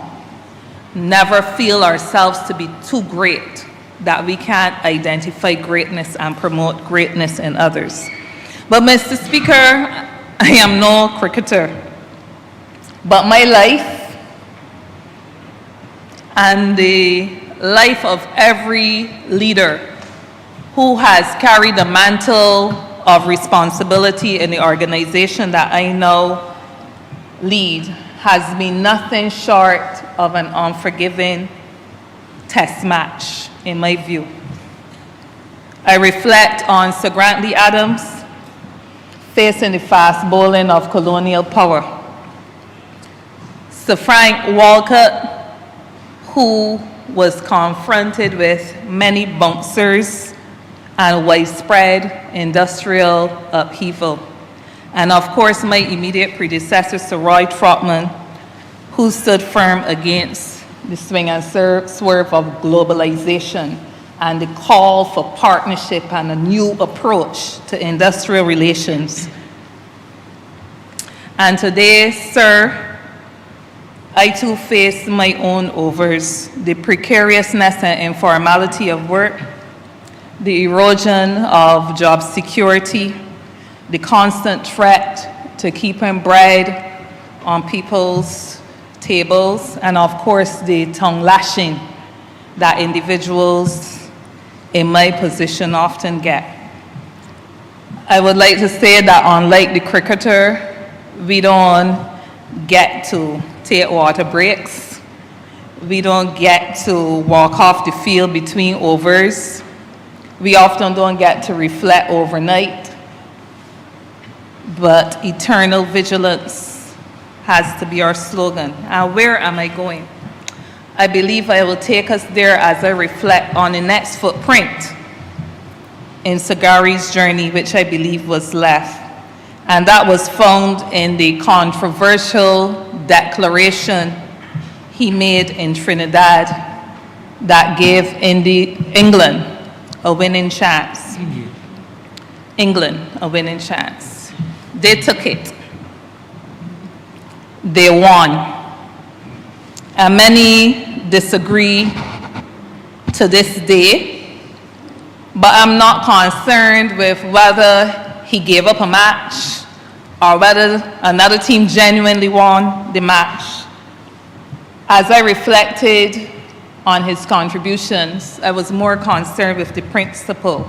Sir Gary acted with conviction, guided by a code that perhaps some even in his team may not have understood, or maybe only they understood, even if the world would debate it for years and years and years to come.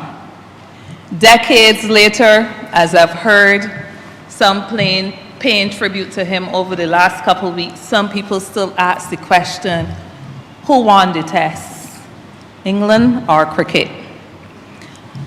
I know, Mr. Speaker, it's human nature that we all like to win. But we also have to recognize that there are some victories that are measured not in scores or runs or in points, but there are some victories that have to be measured in principle. And I know that in leadership, there are times when people wouldn't agree. There are decisions that have to be made, and long after the decision has been made, many will argue. This is not about a trade union movement, but I can't help but think when the BW first moved into social partnership, or when we decided not too long ago to join the private sector and march against the NSRL, or when we support in the interests of nation building on popular positions that have to do with productivity or national security. That too is a declaration.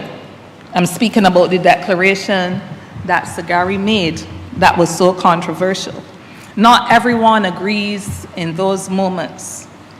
And there are some people who will never agree.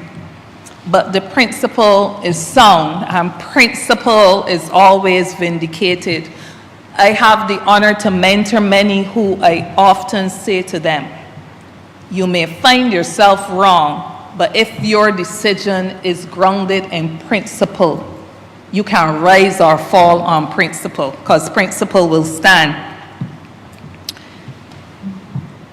Leadership recognizes that a ship in a harbor is safe, but that is not what ships were built for. In that controversial match, the match would have most likely ended in a draw. But that could be so boring. It is predictable, it is safe. But I believe that in his decision, even though the West Indies lost the match, and like people in my role in leadership, you will hear sell out, probably sell out. And that's where I draw the alignments. They lost for something. Not only people cursing you, but a change in strategy, because drawing a game is sure. But when people go to a cricket match, they don't normally just go to see a side win. You go for an exciting game. People remember the nail-biting games. Nobody don't really remember a draw unless you are on the side of the team that needed that draw so you won't lose. But people don't talk about drawing games, stalemates. The footprint that Sagari left for me, and I believe other leaders in that controversial decision, was boldness. But more so accountability for one's actions. Accountability and the ability to bounce back, even when you've made a decision that may have been unpopular. People may not have bought into it long after the decision. But Sagari bounced back in the next match in Guyana, where he scored 152 runs in the first innings in Guyana, 95 not out in the second innings, and was able to take 6 wickets, 3 in each innings over 68 grinding overs. Lessons in mentorship, the lesson to Lara, watch the ball. Lessons in accountability against people saying that he's sold out and so on, but standing up and then bouncing back. The boldness and confidence in one's ability to bounce back.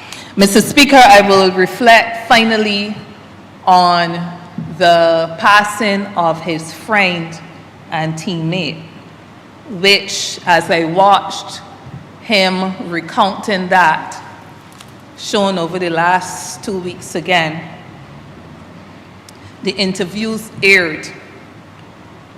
Sir Garfield spoke with frankness, and he reflected on how deeply that passing impacted him.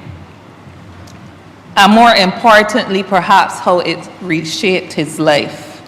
A young Sobers then, surrounded by his young team, was also affected by that loss. But he had to surrender his own grief to the welfare of his teammates. He understood in that moment of loss, that grief, that leadership was not only about personal glory, or in that instance, personal guilt or grief, but leadership was about responsibility to others always. So he had to push himself one side for the sake of the team. And while I was not yet born, because he actually retired from cricket 2 years before I was born. Mr. Speaker, well, I have to be speaking, therefore, from the point of view of what I have read, what I have heard, or what I have understood. I'm certainly not too young, nor am I too unfeeling or disconnected to recognize the divine hand that had to be guiding him into higher purpose. That moment, the loss of a colleague, the loss of a friend, in circumstances where you were there in the moment, that moment was a defining one. But his life then became a vessel through which generations of West Indian sportsmen and generations of leaders like myself can be influenced and could be shaped and could be strengthened and could be inspired to do more. Like many in this honorable chamber today, including those who wanted to claim that they could bat and they could bat left hand and whatever else, I am no cricketer, just as they're not. I am certainly no preacher, but I see myself as a humble servant leader of workers. And every day, and I had cause to reflect a lot as I heard all the accolades and all the tributes pouring in about Sir Gary's greatness over the past few weeks. I have reflected on my own journey, not much what has happened up to now, but the journey that still lies ahead. And I pray every day for the same courage to change the things I can, the strength to endure the things I cannot, and as we say, the wisdom and grace to know the difference. Sir Garfield Sobers walked with greatness, but more importantly, he walked with purpose. And those footprints, as I said at the start, remain for all of us who must continue the work of defending, uplifting, and transforming the lives of the people we serve. I say to his family, on behalf of my own family, the Barbados Workers Union family, the family in St. George North, the people of Barbados, thank you from a grateful people. In this year of significant milestones, personally, I will join those of you who are already on the 5th floor in a few days. Professionally, I am proud to lead an organization that is marching to 85 years in October this year. And I stand as a proud citizen of Barbados, anticipating our 60th anniversary of independence and our 5th year as a republic, which will be celebrated in November. And I just say, may his legacy continue to guide us in cricket, in leadership, and in service to this country that we love so much. Mr. Speaker, I'm obliged.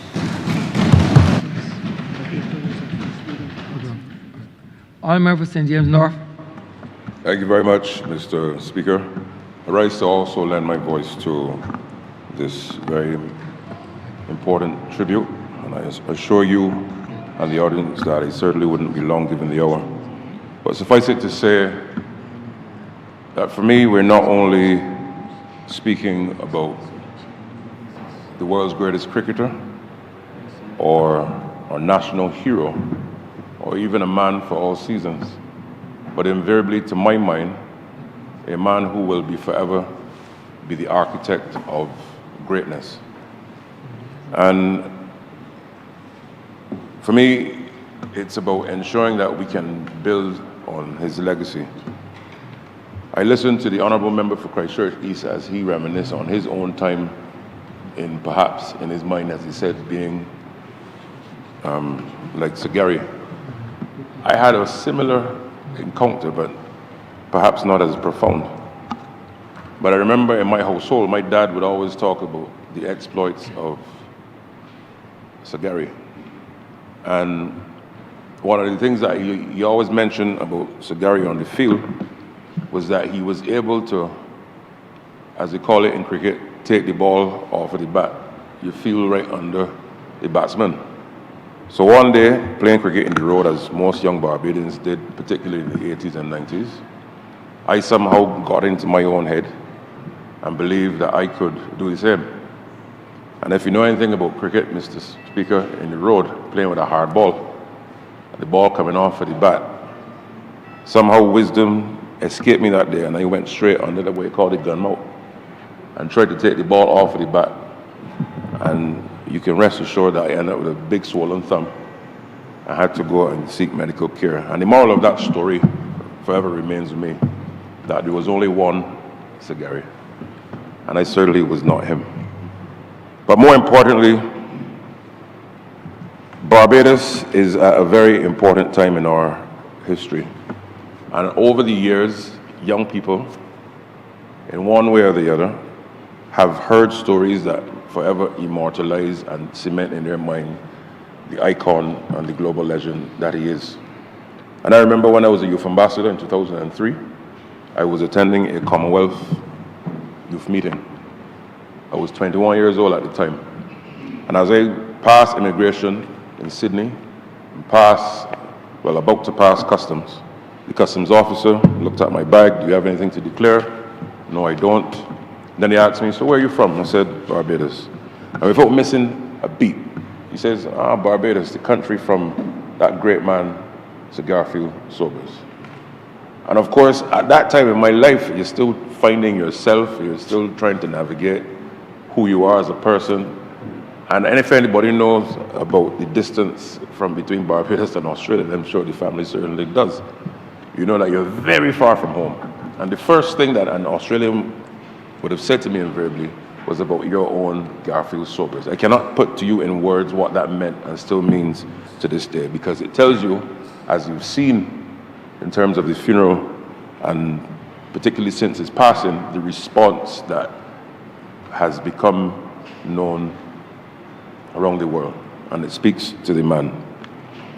But I also want to, in my capacity as Minister of Responsibility for Education, also echo the sentiment and how pleased I am, as outlined very clearly this morning by our Prime Minister, on the renaming of the Bay Primary School and the intent to do so in the name and honour of Sir Gary. This, of course, is very fitting, and of course it will go to the Honours Committee led by our Honourable Member for St. Philip West. And I want to give the country and the family the assurance that everything will be done by the Ministry, working, of course, with the Prime Minister's Office and the Honourable Honours Committee, to do everything within our power to make sure that not only it is done, but done in a fitting way to reflect the man of the moment. And this is also important for a number of reasons. We have a duty, Mr. Speaker, to ensure that we not only immortalize Sir Gary, but to look at the life lessons that we've heard throughout the day and certainly over the last few weeks, and to now firmly embed those values and ideologies and perspectives as lived by Sir Gary into the day-to-day ethos of our young people, who will go on from adolescence into adulthood. And when you look, therefore, at a number of things, his life on and off the field was really one that reflected the motto which schools now say every day: nothing is impossible. Against all of the odds, he broke every record, created new records, and still to this day is seen as the world's greatest cricketer. And the honourable member for St. Michael East in his contribution, and I want to go on record as supporting that. And what do I mean?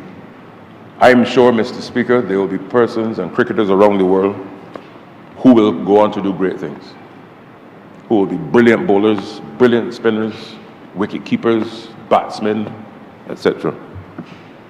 But it is certainly not in my contemplation that there can ever be anyone close that can ever come to Garfield Sobers. And we must therefore now move into the realm of ensuring not just that he's immortalized, but similarly to when you think of certain types of music, for example, classical music, you call names like Johann Sebastian Bach and Tchaikovsky and Beethoven. Similarly, if you're talking about fashion, you think about the fashion houses out of Italy and France. Standards for global excellence in those areas. Certainly in sport, Pelé amongst others. But to my mind, not only in the context of cricket, Garfield Sobers must be immortalized in the same vintage. And we have a duty, particularly from a cultural element, to also ensure that beyond this period that we're now in, that he is forever in the annals of history from a perspective of immortality. What do I mean? Great thinkers and philosophers and icons of generations have lived through music and fashion and movies and podcasts and all sorts. And there's nothing stopping not just Barbadians, persons around the world, from really understanding, first of all, who he was and who he is, what he stood for, what he overcome, and how he was able to become great. And you see that word, great and greatness, we often take it for granted. And what do I mean by that? To be great, it means that you have excelled in a particular area or discipline. But to be the greatest, it means that you've overcome obstacle, hurdle, things against all the odds. But more importantly, it means that you've done all of these things not as a fluke or a one-off, but repeatedly. And to my mind, that is really what sets him apart from everybody else. And we must now use these things, certainly through education. One of the things that we will be doing is to ensure that what we call SAVE, the skills, the attitudes, the values, and excellence, everything must be now done through the lens of global greatness. And using Sir Gary as an anchor, particularly on the eve of our 60th and 60th year of independence, 5th year as a republic, to forever set a benchmark that cannot be moved. And what is that benchmark? Everything that we must do as a nation to propel us into further global competitiveness and success and resilience, all of the things that Sir Gary embodied through his career and his life has now become center in all that we do. And I therefore want to commit to ensuring that I can play my part, first of all as a Barbadian, but two, in whatever capacity I have or will have in life, for us to really push his legacy going forward. And in closing, Mr. Speaker, I was very happy to hear our Prime Minister announce the book that will be coming out focusing on Sir Gary, 365 Not Out. But one of the things that I will be saying to my colleagues next week, I go to Guyana for the COSOD meeting on education with the regional ministers of education, is that given what Sir Gary not just was to Barbados and to the world, but of course within the context of the West Indies, it should be required reading across the region for young citizens to understand who he was and what he overcame and what made him what he was on behalf of Caribbean people. And I want to say to the family, God has blessed all of you with a great man, an icon, a legend, and all of the different accolades that you can find. And you must feel a great sense of pride in being able to not just be associated with him, but to carry on for generations to come. a man that all of us in here and beyond have always looked up to and will forever do so. Mr. Speaker, I'm obliged to you. Honourable Christchurch. So, Thank you, Mr. Speaker. I will be very, very brief. Again, as much has been said. I take my jump-off point, Mr. Speaker, sir, from the Honourable Member for St. Thomas, who sits on my right, the Honourable Member for St. Michael East on my left. I grew up in a neighbourhood that stood just below St. Lawrence Gap, a tourist area, lots of hotels, in which the notion of graduating from school also meant that you were expected to wear black and white, to go and work in the tourist sector. That also, as well, was adjacent to Dover, a middle-class neighborhood. So I grew up with a fractured sense of consciousness that, yes, as a child of post-independent Barbados, that there was a reality then that still tied you to the colonial Barbados of the black and white of your destiny is tied to going back and working for the tourists. And then in the midst of this also middle-class background in which you were to aspire. And at the back of that was the whisper and echo of stories of Sir Gary. And these stories were not front of mind for me. I did not grow up fundamentally knowing about Sir Gary. My household was one of football. Uncles and terror lines was about football. But Sir Gary was something that was a person that you heard about in rum shops. When I got sent to the shop, and the men would be talking about Sir Gary, and they would be clapping one another on the back and laughing and talking about this man that was so good. So he was a legend that was on the fringes of my consciousness. That consciousness changed more when I went into secondary school. And again, not knowing frontally a lot about Sir Gary or understanding what he meant. But I remember there was a moment in class that cricket was in the air. And there were a bunch of girls, I went to school at Springer, who were talking incessantly about cricket. And I couldn't understand it, and I began to ask some questions. And they looked at me and they said, "Where you come from? You don't watch cricket? You don't know about cricket? Were you in the Beijing?" And they went on and they went on and they went on. And I asked some questions. And I remember going home and talking to my father, talking to my uncles, some others in the neighborhood, to try to understand the importance of this game called cricket and this man called Sir Gary and what he meant. That consciousness of understanding that when a man like Sir Gary stepped out on the field, that from the moment that he stepped out, it became an affront, a repudiation to that notion of the colonial story. That Sir Gary carried with him the pride of the West Indian man,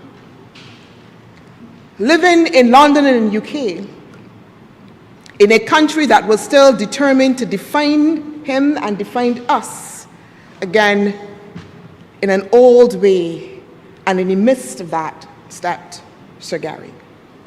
A reframing of the consciousness, a reframing of the lens through which I could see myself in the midst of the duality that I was experiencing growing up.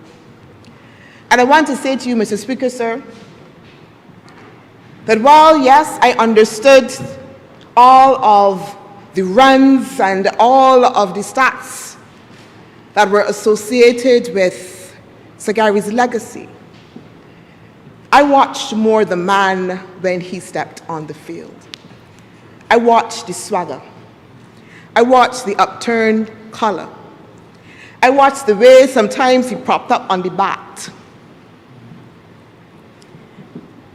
And that told me that again, as a young person, as a black woman growing up in the post-independence West Indies in Barbados,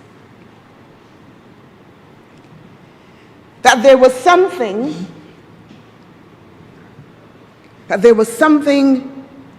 that was also distinctive. That there was a sense of pride that needed to be carried in the midst of everything, in the midst of the duality, in the midst of the circumstances, that there was a sense of pride. That swagger also told me about carrying a sense of confidence. That again, we did not have to make ourselves small. Even when we were placed in the midst of the same country and space in which the legacy of colonialism was strongest, that we could still take up space, that we can still hold our head up high and walk with a sense of confidence. It was that sense of confidence that I watched, that a man like Sagari from Barbados, from Bayland, could carry with him. And it made me then question, again, sometimes the fatalism that we carry about ourselves and about our circumstances.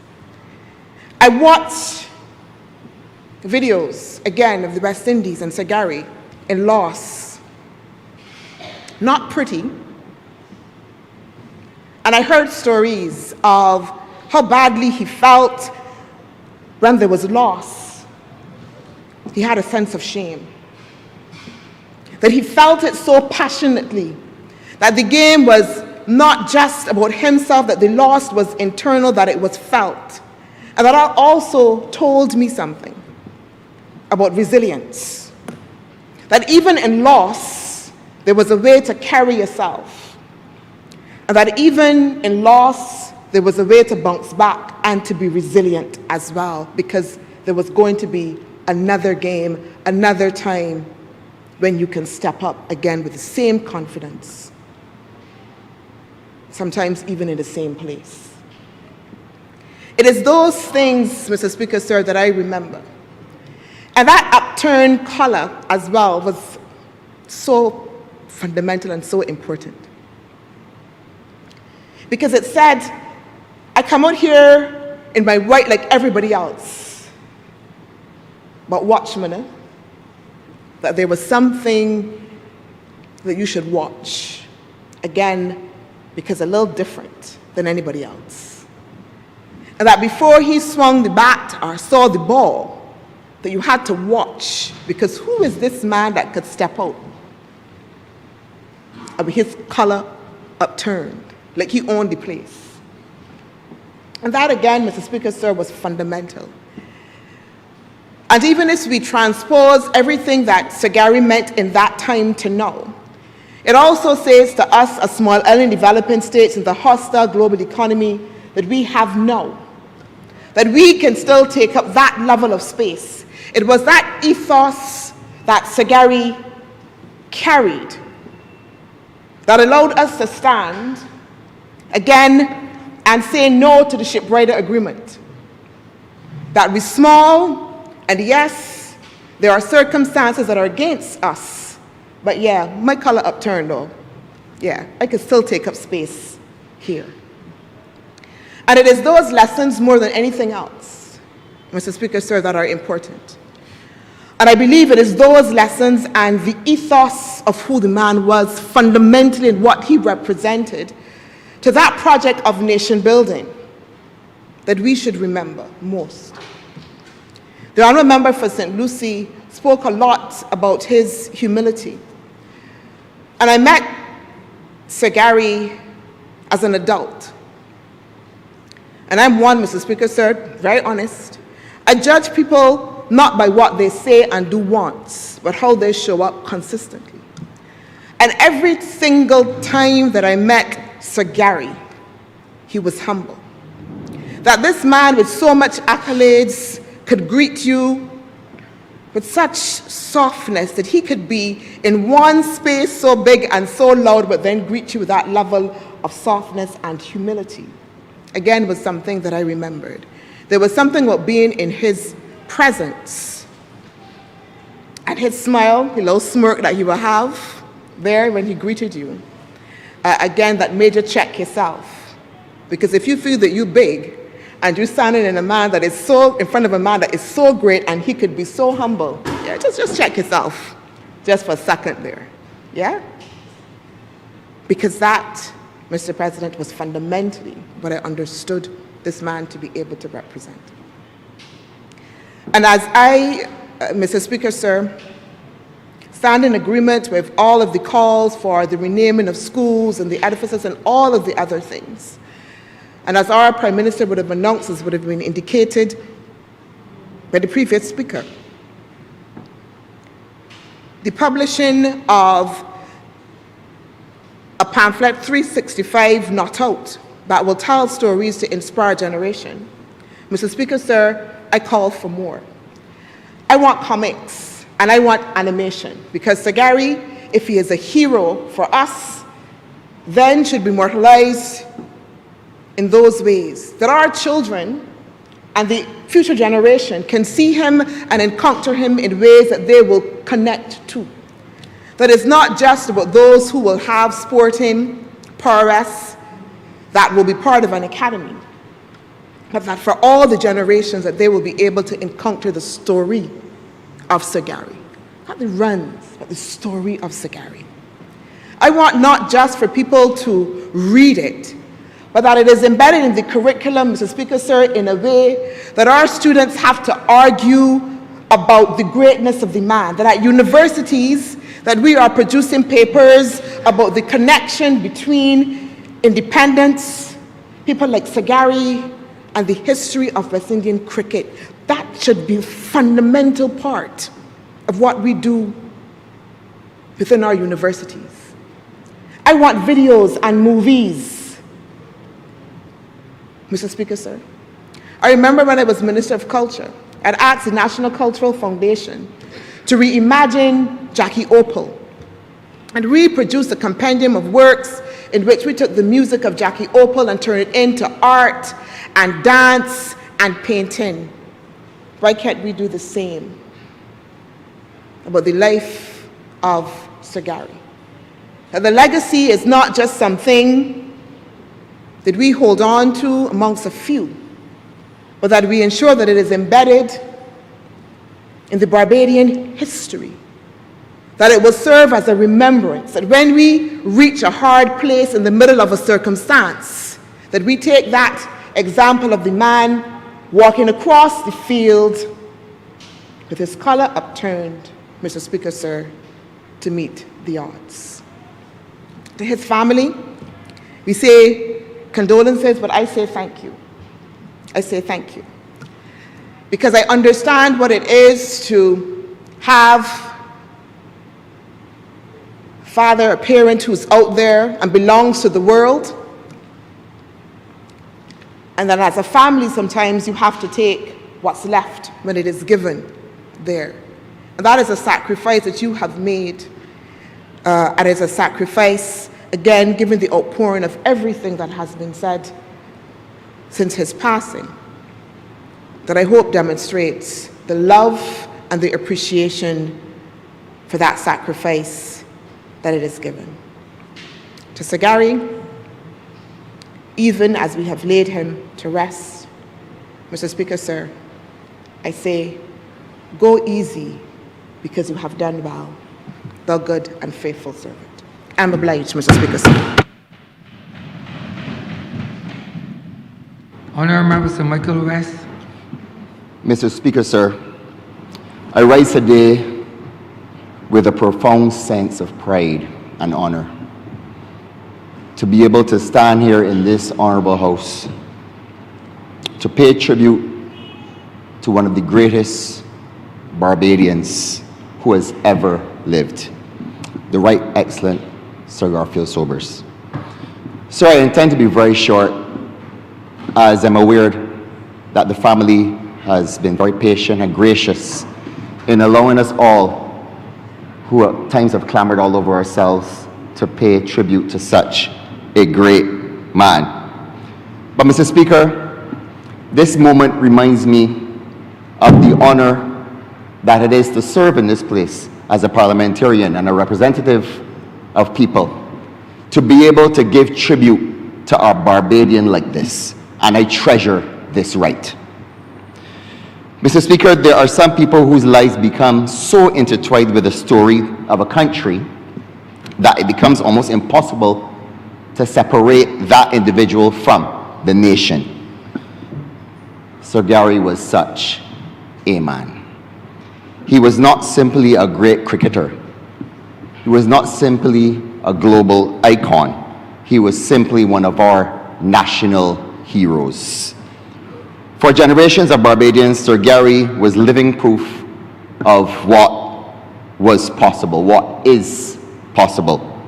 He showed us that a boy from humble beginnings, and as we heard earlier from all members, a boy from the Bayland. I wish the Honourable Member for St. Michael South was here.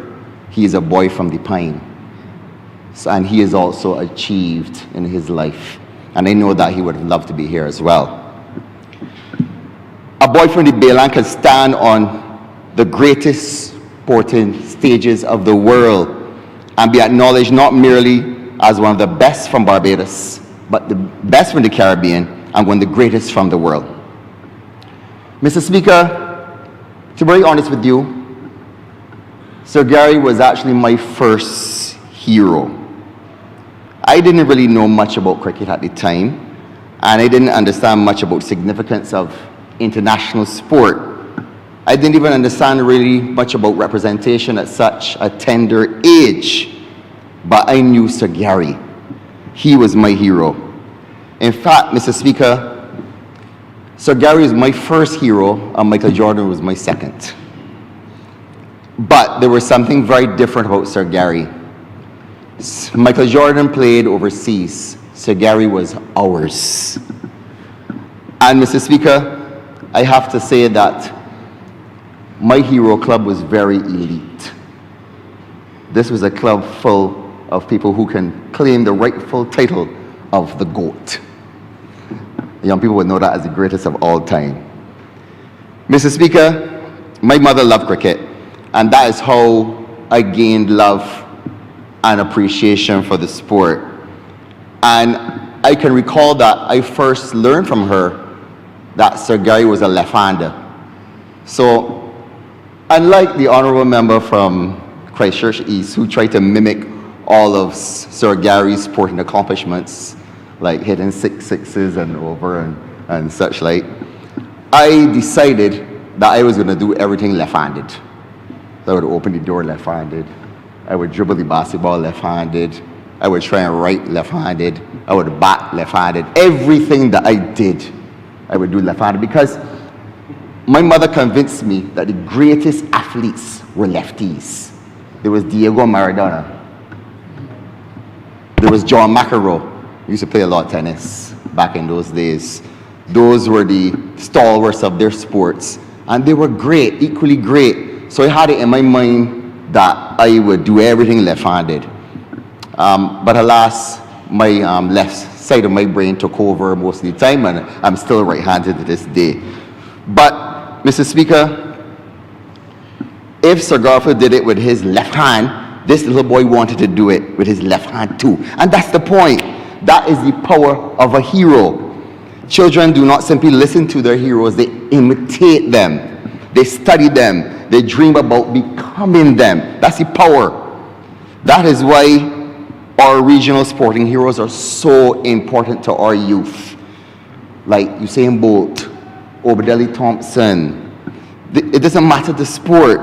And sometimes without realizing it, those heroes begin to shape what us as children believe what we can do as well. That's why his legacy is far more important than cricket. And I want to reflect on what the Honourable Member from St. Michael East said. And it would be remiss of me not to mention this as I'm the representative of St. Michael West, in which the Empire Sports Club resides. And that Sir Gary's struggle was a struggle of the average black child living in a post-colonial period.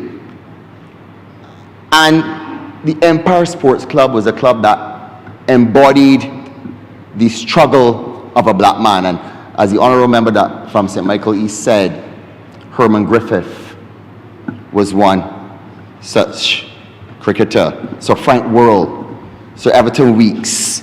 These were all Barbadians that were accepted into the Empire Sports Club when other clubs, as the Honourable Member said before, would not accept them. And I know that Sir Gary stood on their shoulders. So, Mr. Speaker, I do intend to reiterate his statistics, as I'll be very short.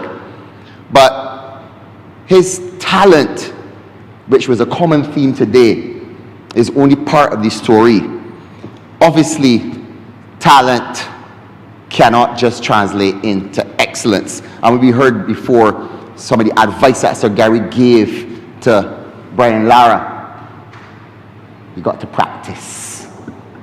You got to have discipline. That is equally as important as the talent. Talent without discipline is potential unrealized. Behind the grace, that what the world saw was the work, and that is the point that should definitely come out of this. Behind the seamless, effortless stroke play were countless hours of repetition that became muscle memory. And these are the things that we need to teach our youth, because today, what our young people see, because they're so heavily influenced by social media, they see a finished product, but they don't quite understand what it takes, what work it takes behind the scenes to be able to achieve that excellence. So whatever we take as we come away from this time, from this somber moment, is that we need to be able to mentor our young people. We need to be able to speak to them about the work that is required to achieve excellence, sir. But, Mr. Speaker, one thing that I came away with that really stuck with me was at the funeral when I believe it was Daniel said, maybe you can correct me if I'm wrong, the story that was given about when Sir Gary was 87 years old, and he was, and I find that very incredible, he was on the golf course playing around against you, and that he was able to, I don't know, birdie the hole. I don't know if you parred or if you didn't even get that far. But at 87 years old, partially blind or fully blind in one eye, to be able to achieve that means that greatness never really left him, did it? And to me, just the excellence and the God-given talent that he was given was something that we can all cherish and that we can all celebrate along with you, the family, as well. But Mr. Speaker, as we honor Sir Gary, our responsibility cannot merely be to remember him.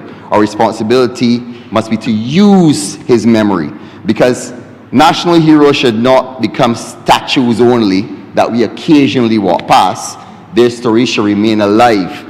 So I want to echo what my colleague from St. James North said as well, that I think that publishing the little booklet on 365 is very important, as that will continue to reinforce his memory and greatness so that we can continue to inspire our young people. So, Mr. Speaker, I think it's very powerful to say that the fact that he comes from the Bayland, for our young children, seeing someone like them being able to succeed is equally as powerful. You know, when I think back to the little right-handed boy like myself trying to use his left hand, and I understand something today that I could not possibly have understood then. Seeing someone from your country achieve greatness, your perception of boundaries of possibilities then become limitless. And as my colleague said, nothing is impossible. So I think that these are the stories that we need to take away from this, that we can rightly claim that Sir Gary, as one of Barbados' greatest sons, his significance belongs to the entire Caribbean as well. He wore the maroon of the West Indies. He represented a region that was emerging from the post-colonial era, discovering a new sense of identity and self-confidence. You hear our Prime Minister talk about this a lot, that the self-confidence is something that we need to instill in our young people. And that is something that was robbed from us and probably is encoded in our genetics, something that we take away, quite unfortunately, from that dark era of slavery. And that self-confidence that he displayed, that resilience, as we said earlier, is equally as important in unleashing the tremendous gifts that he was given from God. So, Mr. Speaker, in closing, there are very few people who can genuinely be described as once in a generation, the GOAT. There are even fewer who can transcend generations. Listen, I mean, he's one of these athletes that you could put him in any era and he will succeed. But not only will he succeed, he will be the creme de la creme. He will be the GOAT. He will be on top. Like Michael Jordan, that rarefied era. I would put Kobe in there too, but I put in LeBron in there. So he transcends generations. And to those who watched him play, he was a genius in motion. And those who grew up hearing his name, he was a hero. And to Barbadians, he will forever be our national hero. For me, he will also forever be that first sporting hero. The man who made me want to use my left hand in everything. But Mr. Speaker, perhaps it captures better than statistics ever could the influence that Shagari had on actual people, making children want to be just like him. He gave us pride, sir, from the Baylan to the world, as Usain Bolt was said, from humble beginnings to immortality. A Barbadian boy who became a global legend. I almost wish that Sir Gary was born today with all of the tools that we have today, social media, and even when you're in college, you can make millions of dollars in branding and all these other things. If only. But you know what? His legacy will live on. He will live on through you, the family, his children, his grandchildren. And on behalf of the people who I represent, I would like to offer my sincere condolences to you. And with those few words, Mr. Speaker, I'm obliged. Honourable for Christchurch East Central. Thank you very much, Mr. Speaker. I want to extend condolences to the family of Sir Gary on behalf of myself, my family, the constituents of Christchurch East Central, sir, and to say that this resolution today, I fully support, sir. I will share just a couple of reflections, sir, given all that has been said here today. And you will forgive me, sir, but I went through a period of my life, sir, about 30 years ago, just out of university, where I bought as much literature on West Indian cricket and the link that cricket had with the development of the region, sir. I have a shelf at home with novels by Earl Lovelace and Michael Anthony and Austin Tom Clark, sir, who all reflected on, in their various writings, on cricket and what it meant for the average West Indian, sir. And so I had to bring this with me today, sir, A History of the West Indies Cricket by Michael Manley, only because in remembering what was written and trying to imagine the circumstances of what was happening, it is difficult for young people today, even some of us, I mean, I'm young. It is difficult for young people to understand, sir, fully what circumstances Sir Gary and those that represented us, and I know that the Honourable Member for St. Michael East, he's still young too, but what it took to represent not just Barbados, but to represent a region coming after hundreds of years of enslavement, mentally and otherwise, sir, and that what was achieved was nothing short of phenomenal.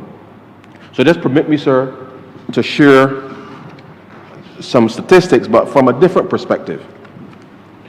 I reflect on the scorecard, sir, of the third test, West Indies versus Pakistan, 1958. And sir, let me say, I know that Sir Gary valued partnerships because he understood, sir, that in order for the West Indies to be successful, for us to show the world that we have the confidence and the capability to run our own affairs, that this game of cricket and how we excel and how we demonstrated our skill required us to work together. And so as I reflect on this scorecard, sir, 790 for 3 declared was the total. 790 for 3 declared. Now, in recent times, I don't think any of us could remember, sir, the West Indies scoring 790, even coming close, far less for 3 declared. But that aside, sir, this is 1958. 1958 in Jamaica, and I go back to partnerships. Conrad Hunt, sir, a man from Belplain, opens the batting, sir, with Rohan Kanai, puts on 87 runs for the first wicket. The first wicket. 87 for 1. In steps Gary Sobers, sir, batting at number 3. And puts on 446 runs, sir, in partnership with Conrad Hunt for the second wicket, sir. So imagine, sir, a boy from Belplain and a boy from the Bayland showing the world what partnerships can achieve. Allowing all of us to immortalize in our minds the significance of these works, these contributions. And so Sir Gary, being great, might seem as if it's par for the course. But the reality, sir, is that the standard of cricket that others around him extracted from him, encourage him, sir.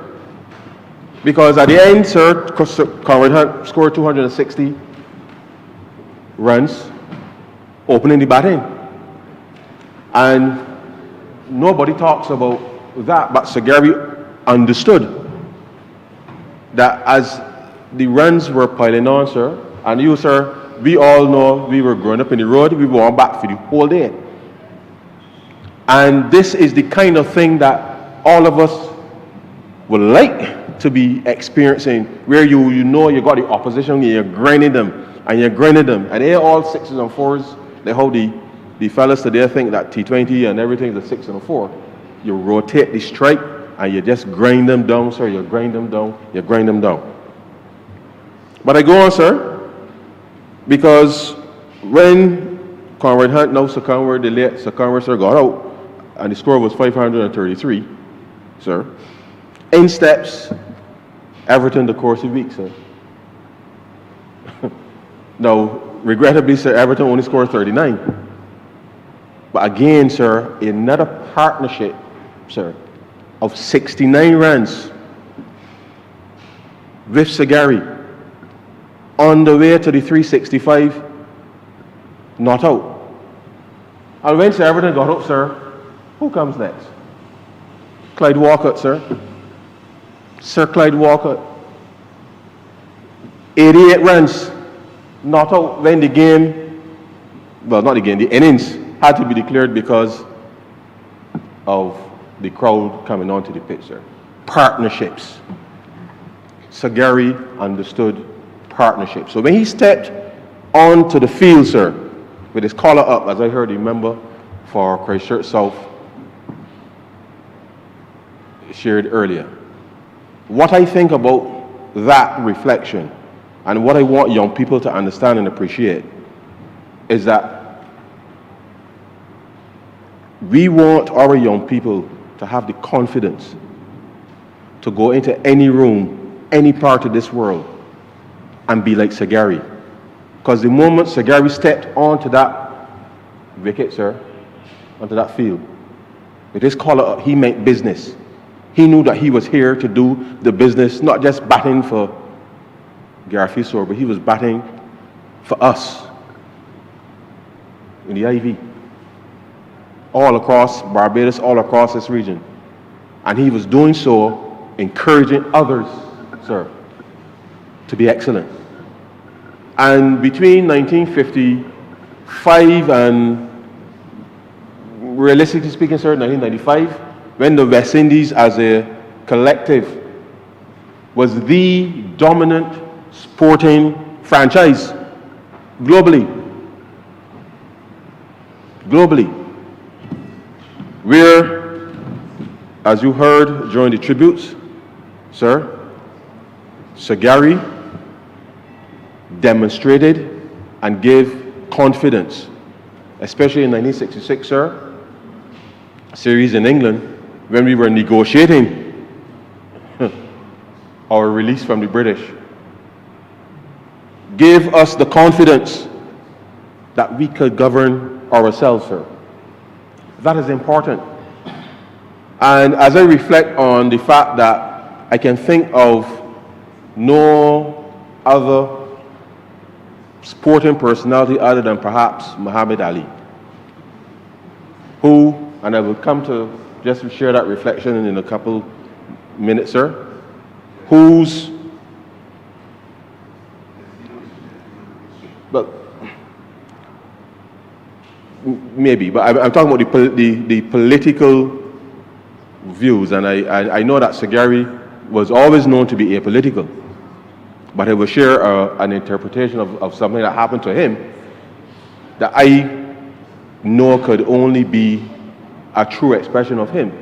Because we've all spoken, sir, about what West Indies cricket has meant to the liberation of the Caribbean, and how these black men, in expressing our confidence to the world for almost 40 years, it wasn't all hunky-dory, because we won some series, we lost some series, but for almost 40 years, sir, led by Sir Gary, the West Indies demonstrated to the world that as islands, that we can be greater than the sum of each of us individually. And so you would recall, sir, that in 1969, in South Rhodesia, as it was called then, sir, there was a bloody war. Bloody war, sir. And Robert Mugabe was in the fight with respect to the liberation of Zimbabwe from the British, sir. And as you would imagine, if we reflect on how important cricket was and how important Sir Gary and the rest of the West Indies cricket team was for the liberation and the mindsets of West Indian people, Sir Gary went to coach black youth in Zimbabwe, and he was castigated for doing that. And it is something that I know that obviously hurt him, because imagine, sir, imagine that all you have done in your cricketing career, as we have expressed over and over, is to challenge the authority of the colonial powers on the cricket field. And whilst Zimbabwe was in its fight for independence, but the only thing that Sir Gary could possibly believe that he could contribute to the fight was to create an army of young black cricketers in Zimbabwe to equally do what was done in the West Indies as our part of creating a cadre of elite sportsmen to be able to do that in Zimbabwe, what was effectively done in the West Indies. And it is something, sir, that as a hero, he apologized to the Caribbean public for it, sir, because he was under immense pressure. And I recall, sir, in the book, as it states here, that Sir Gary was on his way to play a game at Kennington Oval in 1969, sir. It was a county match, sir. And the crowd, when he arrived, sir, of West Indians, angry with placards, demonstrating because Sir Gary had gone to Zimbabwe to coach black players. Now, in the midst of all the politics and everything we get heated. And you and I both know, sir, that any time anybody refers to you as an Uncle Tom, it hits at the core. Because the notion that Sir Gary was a sellout was nonsense. Because, as I said, the West Indies had created its own revolution through cricket. And therefore, Sir Gary, in coming to the fight, could only seek to go and arm those young black athletes in South Rhodesia, as it was known then, but Zimbabwe, to be able to continue the fight. Because we have to do what we can to ensure that the mindsets of our people are released from the shackles of all colonial power, sir. And I share that reflection because of all the things that were written about Sir Gary. I found that one particularly interesting because it shows that in spite of what other people may think and believe, that you sometimes have to step out of your comfort zone to be able to help. As I've heard many members in here say today, sir, people have been inspired by the things that Sir Gary did, not just on the field, but also off the field. And I say to his family that in that particular point in time he was going through, he had a little bit of bad form. But as he arrived at the game and the heckling and stuff was going on, sir, Sir Gary could only do what he could do best: respond. He won the toss, he let it the bat. The team was 15 for 3 when he came in. And as the writing goes, sir, Sir Gary goes on to make 160 shots all about the oval, sir. 2 sixes, 28 fours, and the crowd hollering for murder. In the only way, sir, that Sir Gary could respond, because you did not expect to be received in that manner, in the way that he was received, sir. And he follows that up in the second inning, sir, with 103. So of course, by then, sir, the crowd is silent. Everybody is satisfied that Sobers is back.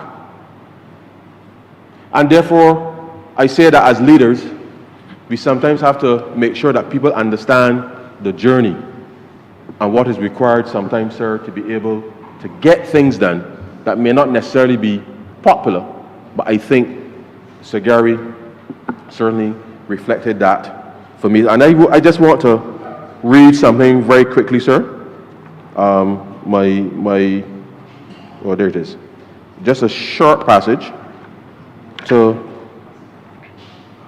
reflect something that was written on it, because It says here two paragraphs quickly, sir, and this is the history of West Indies cricket. I'm sure the library has one somewhere, so I can't make this a document in the house, but I'm sure it's somewhere on Parliament's premises. So great was Sobers' performance that it first silenced and then shamed his countrymen back to some sense of decency and perspective. Those who had booed were virtually commanded by his performance to the standing ovation which they gave him until he disappeared into the pavilion. It is this kind of personal gallantry that lifts Sobers, the producer of incredible statistics, into another dimension that goes beyond even genius to some realm of character which it is given to very few human beings to enter. John Kennedy once wrote of courage as grace under pressure. Sobers had all of that, but under pressure, he had something else: the capacity to counterattack and to direct his riposte to the precise requirement of the situation. Time and time again, Sir Gary and many after him, Clive Lloyd and the team of the 70s and the 80s, went to bat for us, for the West Indies, inspired, sir, by Sir Garfield Sobers. As you know, sir, there were subsequent rebel tours and there was always issues around that, but the reality is that as West Indians, sir, we don't fight in the way that other people just fight in other parts of the world. We try to inspire people to become great. Sir Gary was that for us. And I will end on this, sir. At the funeral, Brian Lara asked for the powers that be, sir, to make sure there's an intervention to see some type of resurgence of the West Indies in 10 years. I had a conversation with the Honourable Member for St. John, the Minister of Sport. We had a conversation with Sir Gordon Greenwich on the very day, sir. I spoke with Sir Curtly Ambrose, who, as you know, sir, recently complained that in spite of the fact that having over 400 wickets in Test cricket and all the coaching things that they say that he's supposed to get, that the Cricket West Indies don't want to use him in any way. I spoke to Mr. Lara as well.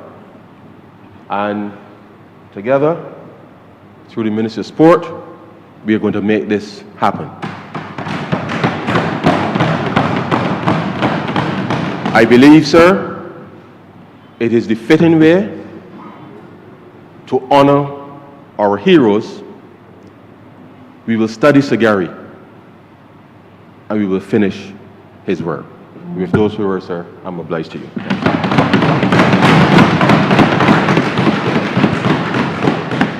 Honourable for Christchurch West Central. Thank you, Mr. Speaker, sir. Beyond a boundary, CLR James produced one of the greatest cricketing books ever written by mankind. And there was one question in the book which I believe was inadvertently answered by the great man, Sir Garfield Sobers himself. And that question is, what do they know of cricket who only cricket know? What do they know of cricket who cricket only know? It's a question that begs us as a people of a particular racial dimension to understand that the fight associated with cricket on the field is similar to the fight that we back then and probably still do encounter as it relates to our social economical struggles. And the great man, Sir Geoffrey himself, was able to go beyond that cricketing fight on the field and succeed in a way that it transcended even into our socio-economic spaces as a people. The inspiration on the field, the ability to achieve that which no other cricketer probably would say up to this day has been able to, recognizes that cricket, and back then what it did to us as a people, was and still is an essential tool for our upliftment, liberation, and motivation. It spoke to giving persons back then, young men who were never recognized, who, because of class, color, race, religion sometimes, had limited opportunities to achieve, to aspire to achieve. He gave those young men who had athletic ability to be scratched and touched with an experience so good that he changed forever their dimensions. And it brings me back to the old axiom which speaks to the fact that a mind scratched with a new experience, once it is good, will never return to its old dimension.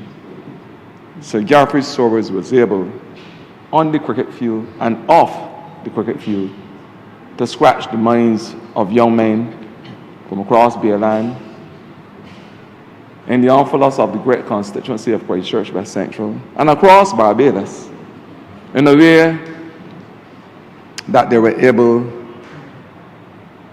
to be inspired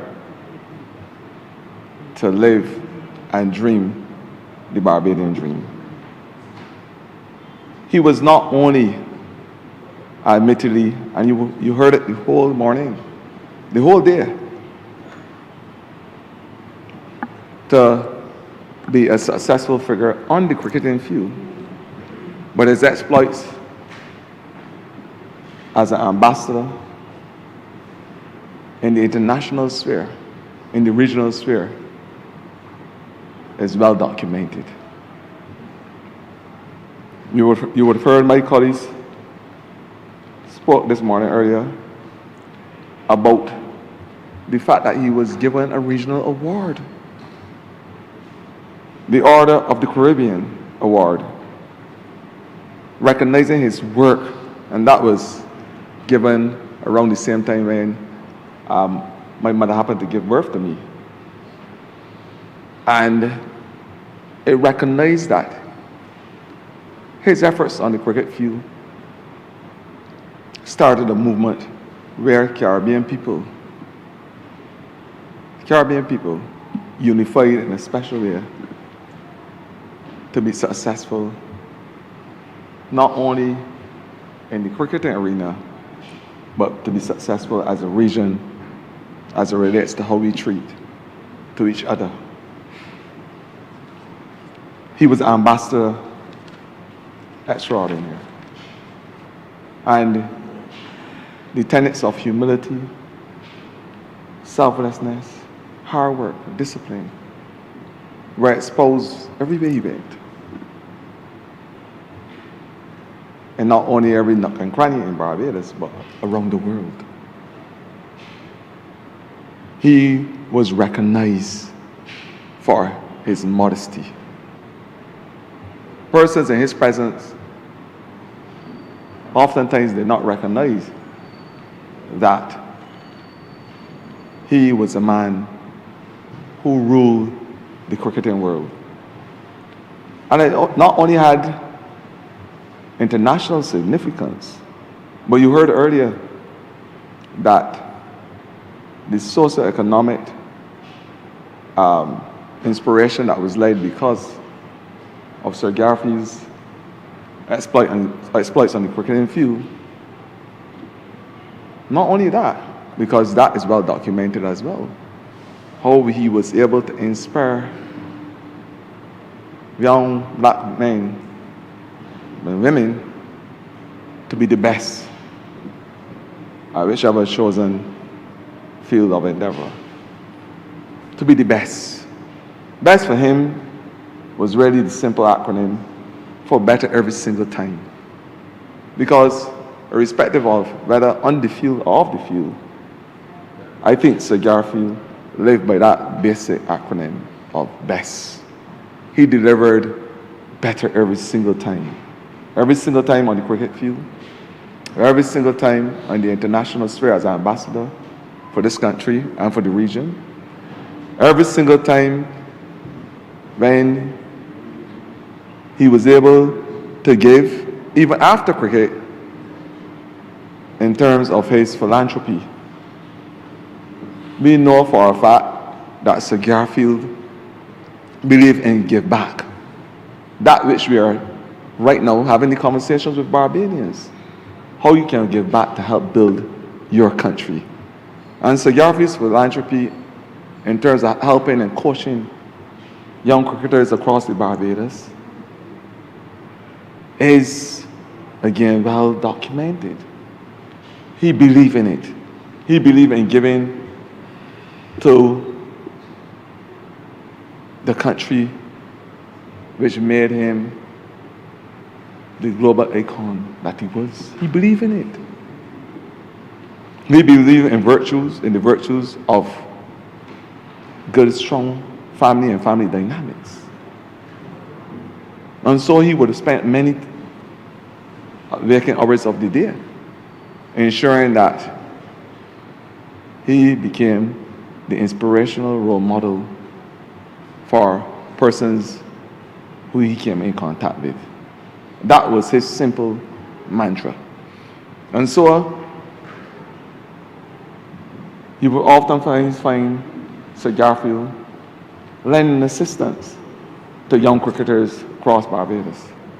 The Sir Garfield Sobers tournament, we know of it, how involved he was. We didn't have to be in earshot of the great man, Brian Lara himself, who spoke lucidly about advice given to him when he had difficulties. Great cricketer as he is. A man who scored 400 runs, not out, who broke the record of Sir Garfield, but still laments the fact that Sir Garfield himself was able to give him advice when he was having difficulty. Simple advice that he himself did not pick up in terms of the cricketing advice, why he was getting the issues that he was getting. And Sir Garfield did it in a selfless way. That was the manner of man that we are paying tribute to today. I want to say the significance of his contribution also extends in the cultural dimension. You had Sparrow saying about Sir Garfield Sobers in sound. I should think the year was 1966, the same year that Barbados became independent. And then everybody know about the Garfield Sobers by the Merry Men. That iconic group. The group which seek to bring a level of merriment to the heart of Barbadians. I am saying that there's not much more for me to add about the great man himself, but to say and to thank the family for lending Sir Garfield Sobers to us. It is a sacrifice that only you yourself can reflect on, because we are on the outside seeing him giving selflessly in an extensive way to the country that he loves so much. But you would have lived it as brothers, sisters, sons, daughters, uncles, aunts, persons in a household. You would understand it different. You would understand sometimes when a daddy can't be at home because he's out representing the country in a way that we probably can't. And so we have to thank you especially for the sacrifice and for giving Sir Garfield service to us for 90 odd plus years. Because we believe, I think those in earshot of my voice believe, that Sir Garfield service spent every single day of his life representing this 166 square miles of a country called Barbados in every single which way possible. That is what I believe. And I wanted to close because I could not sit down and thank every single person, including the Speaker of the House, for giving me this opportunity, unless I equally say that. And secondly, thank the family for the example you all have set. And I'm speaking directly to the family now, in terms of the way how we are supposed to treat our elders in this country. You are a fine example in terms of a family as to how we should treat. And if it's one lesson learned that the rest of Barbados should inculcate, is the care, love, and attention you give to Sir Garfield Sobers in the twilight of his years. We call it the silver economy.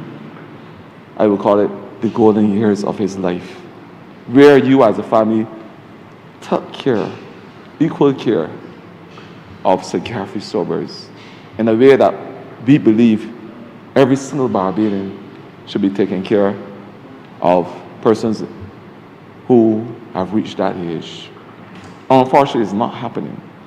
And I've said already that the moral test of this country is how we treat, not only to our young people in the dawn of their lives, but to our elderly population.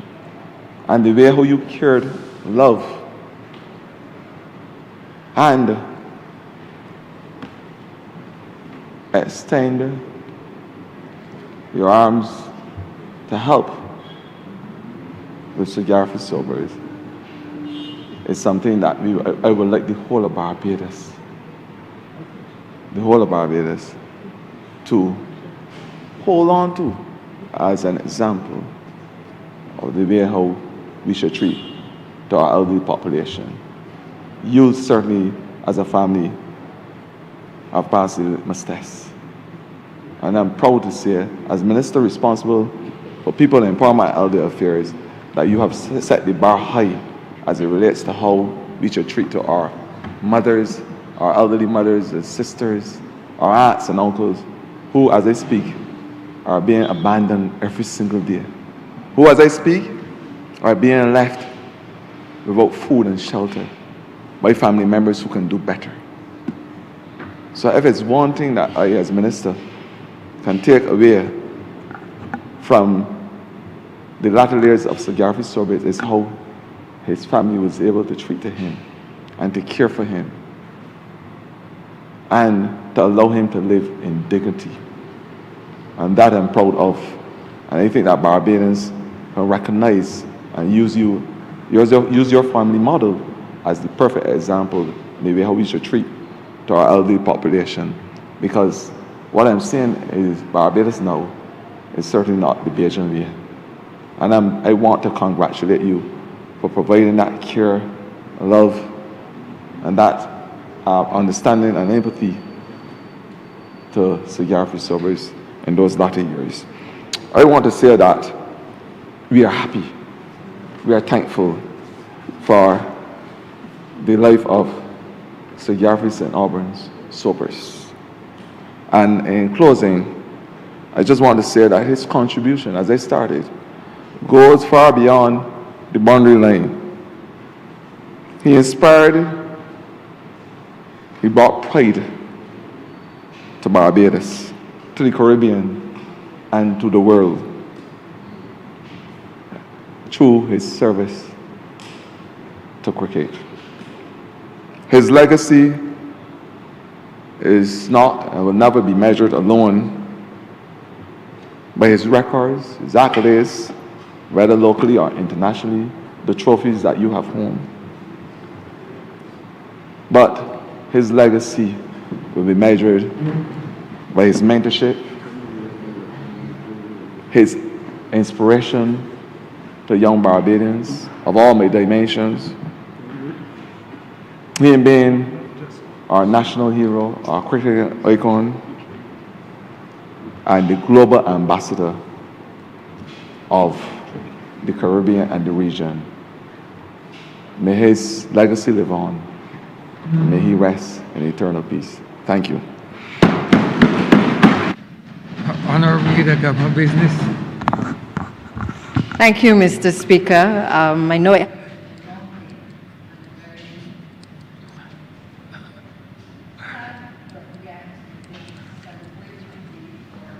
The mic is on.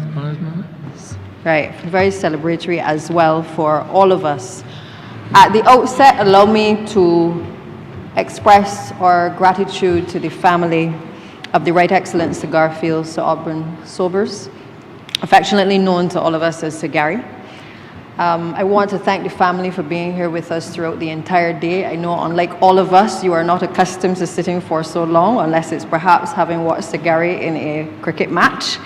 But you have been patient and you have listened to all of us recount the endless stories of our personal experiences as well as our reflections on the life of someone who, for us, was a cricket icon, but also our national hero as well. And your presence has meant a lot to us today. And I know that if Matthew could have been here, I know that he would have wanted to have been here with us as well. I'm sure he's listening online to be able to hear the tributes from each of the members of Parliament. And even those who have not had the opportunity to speak, again, I think on behalf of the entire Parliament, we again want to express our condolences to the entire family. So today, as we have had the opportunity to be able to pay tributes to Sir Gary, a man whose name has become synonymous with excellence, with achievement, humility and pride for our nation and the wider Caribbean. I am mindful that as we recognize the legendary cricketer, an immortal sporting icon, the greatest all-rounder the game has ever seen, to you, the family, he was a father, he was a brother, he was a great-grandfather, he was a grandfather, he was a brother, an uncle, and a family member, someone that you all indeed loved. And while we have recollected on his record, on his achievements and his greatness on the field, the reality is that each of you are well aware of the quiet moments, the memories, perhaps the smile that he gave that we didn't get a chance to see. And the fact is that when the cameras stop rolling, the reality is that the family is the one that has to pick up the pieces. Whether they're highs or there are lows, it is you that are the ones that are the recipients of those moments that we never get to see. And we want to, I think in this chamber, you've heard it from almost every single member, I simply say thank you for the time that has been spent, for the fact that, you know, you have given and shared Sir Gary with the rest of the world. I know it cannot be easy. I often tell people I am a child of a public figure as well. So every time that we have to do tributes, my tributes are really not simply about the achievements of the individual, but I take it almost personal because I know that when those cameras stop rolling, there is a reality behind the scenes that families encounter, whether it is good news or whether it is bad news. And therefore, again, I want to thank you all for being so patient today with us.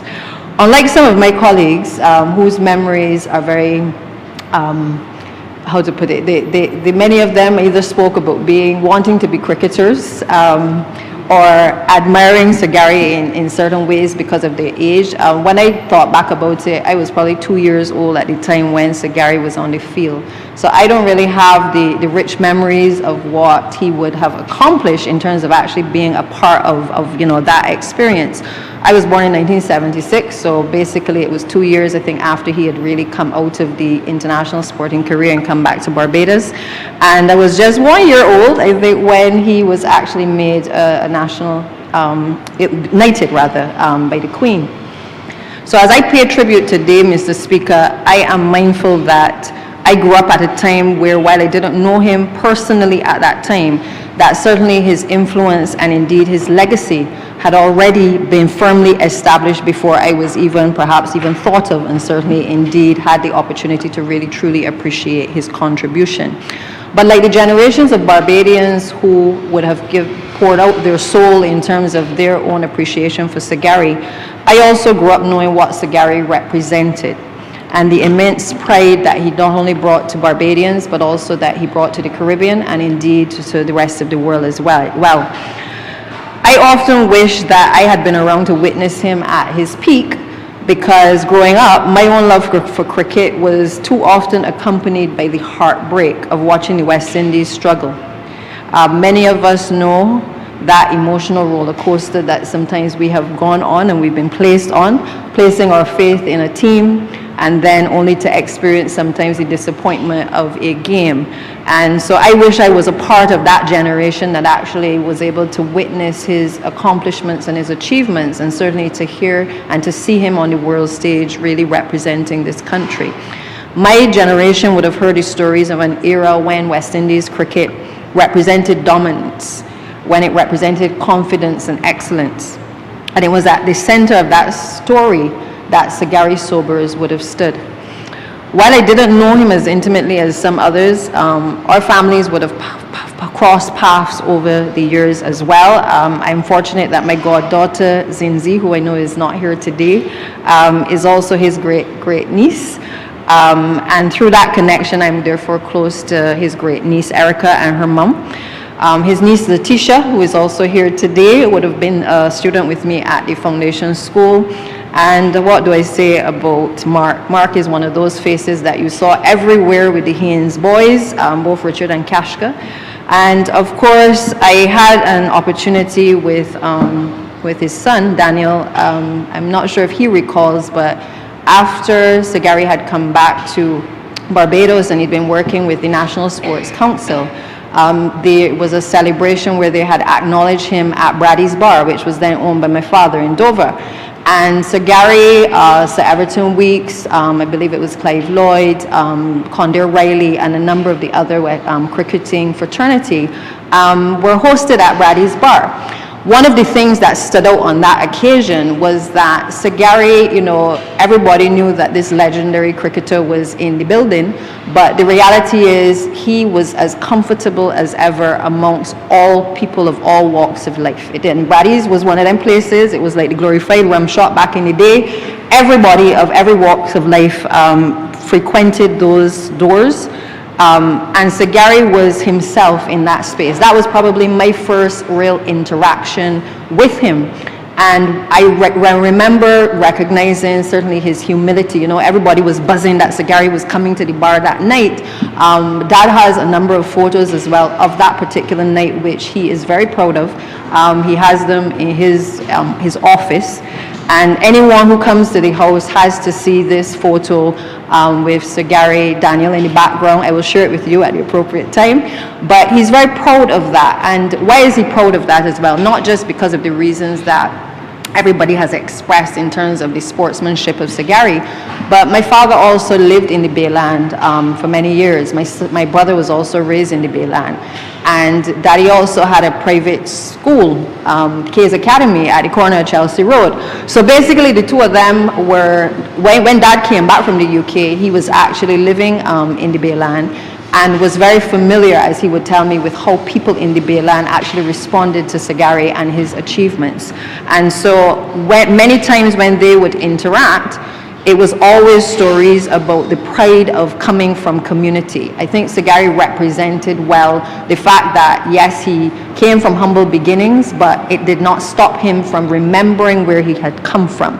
And I think that is one of the lessons for me of his life, that no matter how high you go, how far in life, you are able to accomplish things, that the reality is that you always have to look back. You have to look back to see where you have come from, and never forget where you have come from, but also try to see how you can contribute to those who are also trying to climb up the ladder.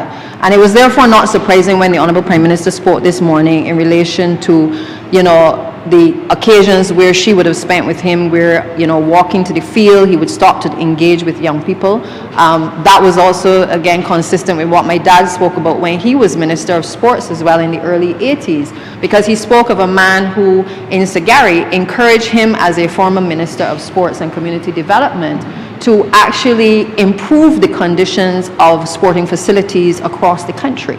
Dad has the record of being one of those ministers, and I'm sure the Honourable Member for St. John has followed in his footsteps, but he made sure that playing fields across the country were well lit, that the fields were well developed, so that, again, young people like himself and Sagari had the opportunity to be able to play a sport. And in many cases, that sport obviously was one that both of them enjoyed, which was the sport of cricket.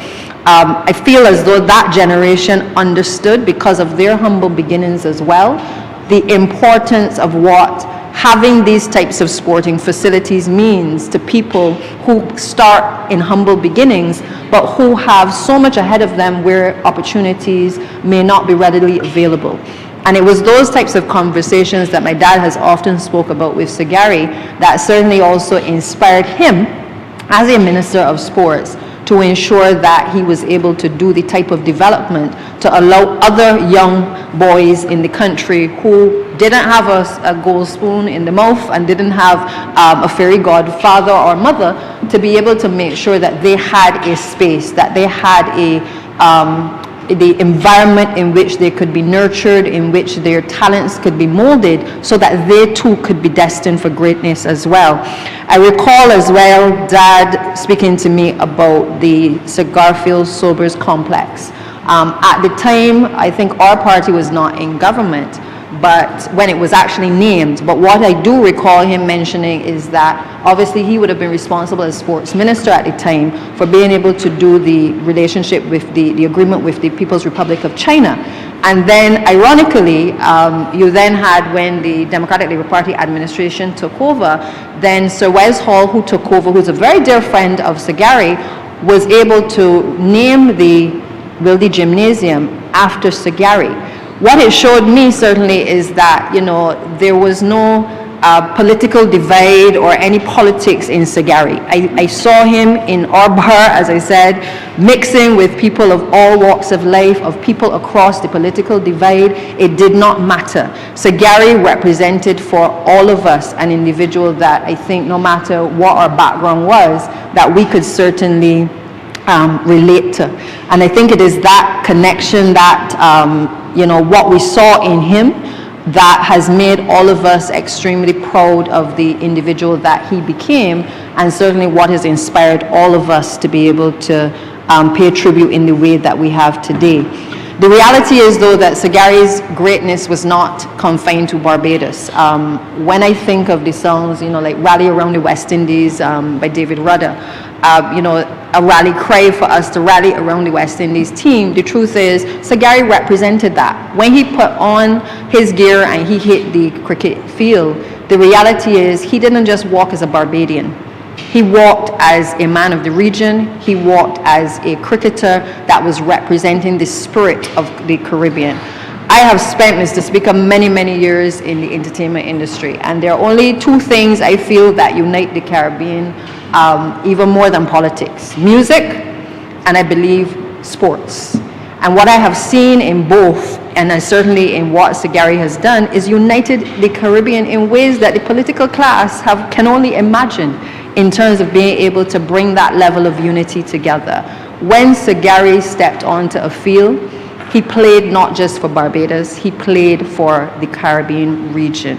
And that is why the respect has come for him across the shores, because we all recognize a man that was larger than 166 square miles.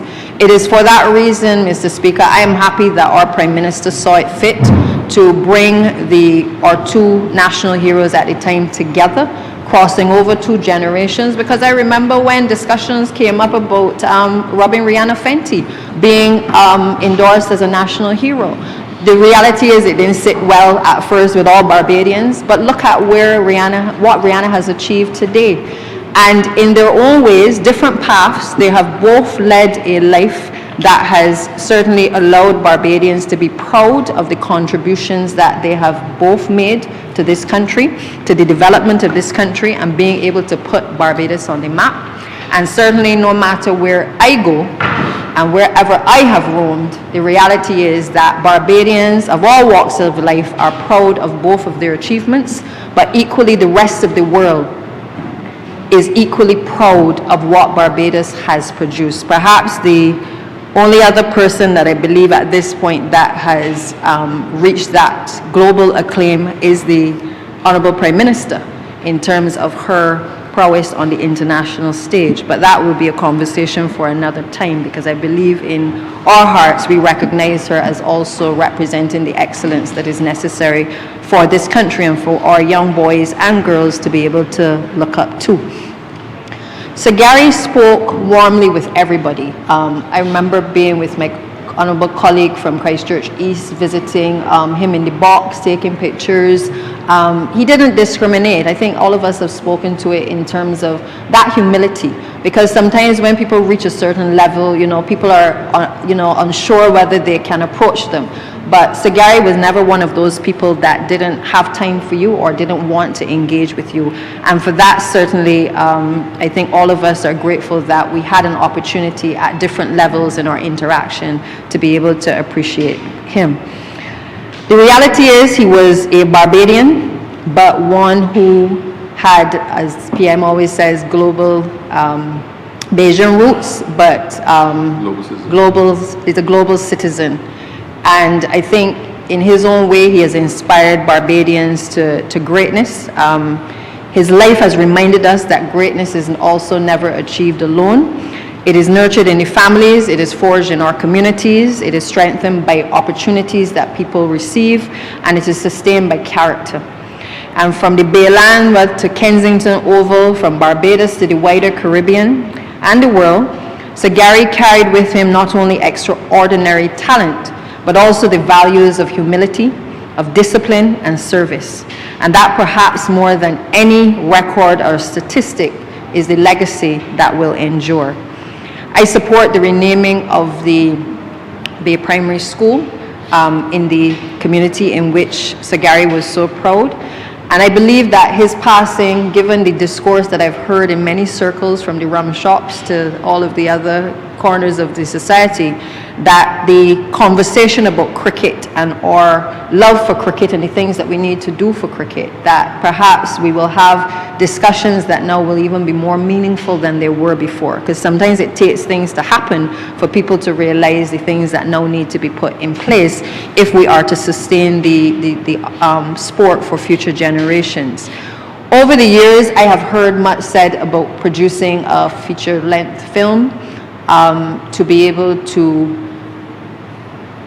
immortalize Sir Gary. I appreciate that we will produce a book, but I also believe in a 2026 lifetime that really and truthfully we have to go the step further as well to ensure that we produce the film. And I hope that with the family's consent, that those discussions are no longer simply discussions, but that the best way to preserve, I think, his memory is to be able to have something, not just a YouTube video, but to have something that is iconically Barbadian by way of film. And I hope that this is something that is already in the minds of the family, beyond the paraphernalia and all those other things that I think there are great benefits to be derived from his legacy. I think just as we've done for Bob Marley, and we've also seen with other people who have excelled in greatness from the Caribbean, that we also need to find that time and that space to be able to recognize Sir Gary in that way. So I plant that there in the hope that either it's already in discussion or that it is certainly in the near future that we will actually see Sir Gary on film. And I have no problem playing a role in the film if necessary. Now, Barbados has lost a legend, and the Caribbean has lost one of its greatest icons, and the sporting world has lost one of its finest ambassadors. But while our country has lost a legend, the reality is, as I said at the outset, that the family has lost, their loved one. And I do appreciate, and the Honourable Minister who just sat briefly touched on it, in terms of what families often go through when people are aging. And I too want to again extend my appreciation to the entire family, to all of Sir Gary's caretakers, because I have seen many who have passed who did not have that kind of support, both from whether it was government or whether it was from families. And I think that it is to be commended, the efforts that were made to make sure that he not only passed with dignity, but that he did not suffer in any way. And I really want to extend sincere thanks to the entire family and all who would have supported him on his journey away from this land. So on behalf of a grateful nation, on behalf of a grateful parliament, on behalf of the people of Barbados, on behalf of the Caribbean, and all of the admirers across the world, I want to simply say thank you. Thank you to all of the members who have spoken so glowingly about Sir Gary, and certainly thank you again to the family for being present with us today.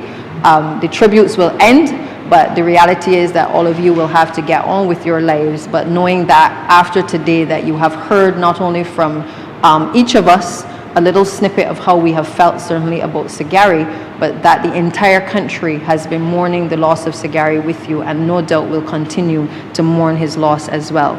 So thank you again for sharing Sir Gary with us. And Mr. Speaker, with those few words, I therefore move that this resolution do now pass. May I second that, sir? Honourable leader of business, before we pass the resolution, I wish to say a couple of words on behalf of the Parliament of Barbados. From my family and I, from the clerks of Parliament, from the offices of the Marshals of Parliament, and from the entire Parliament staff, we want to extend sincere condolences to the family.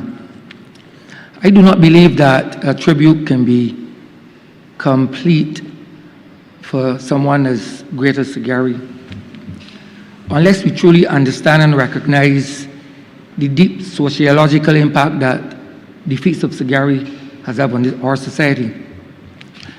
We must honestly remember the social stratification of our society when Sir Gary performed all of these feats. That is how our society was stratified. Social stratification is basically on how society divides groups, and it is based on wealth, power, education, and status. Those are the four dimensions that our society is stratified on. And examine carefully the feats of Sir Gary. Those were accomplished in 1958, the 1960s, the 1970s. Realistically, Sir Gary was at the bottom rung of the ladder. Sir Gary possessed no power. He possessed no wealth. What little education he had was not of anything significant at the time. And what status did Sir Gary had at the time? Because status is built on two things. You have either ascriptive status if you're born in nobility. Sir Gary was not born in nobility. So any status that Sir Gary had basically was achieved status through his feats on the cricketing field. So we must never forget that. So that to really complete a historical analysis of the feats of this great man, history needs to examine carefully what he has done for the society of Barbados. And in closing, only thing I will say is that Sir Gary played an innings of 89 years with great panache, the same panache that he exploited on the cricket field. Long may his memory live on. The question is that this resolution do now pass. All those who are members in favor, please say aye. Those against, please say no. Meeting the ayes have it. This resolution stands passed.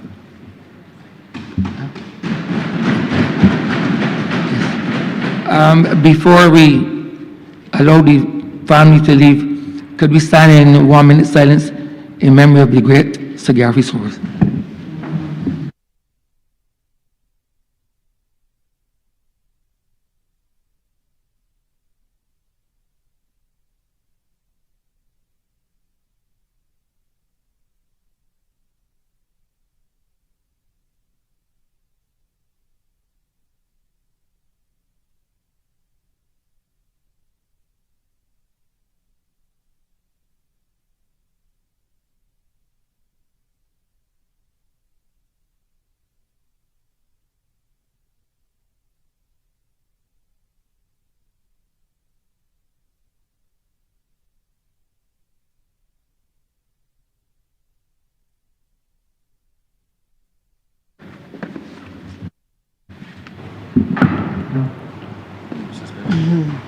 Till 1:45.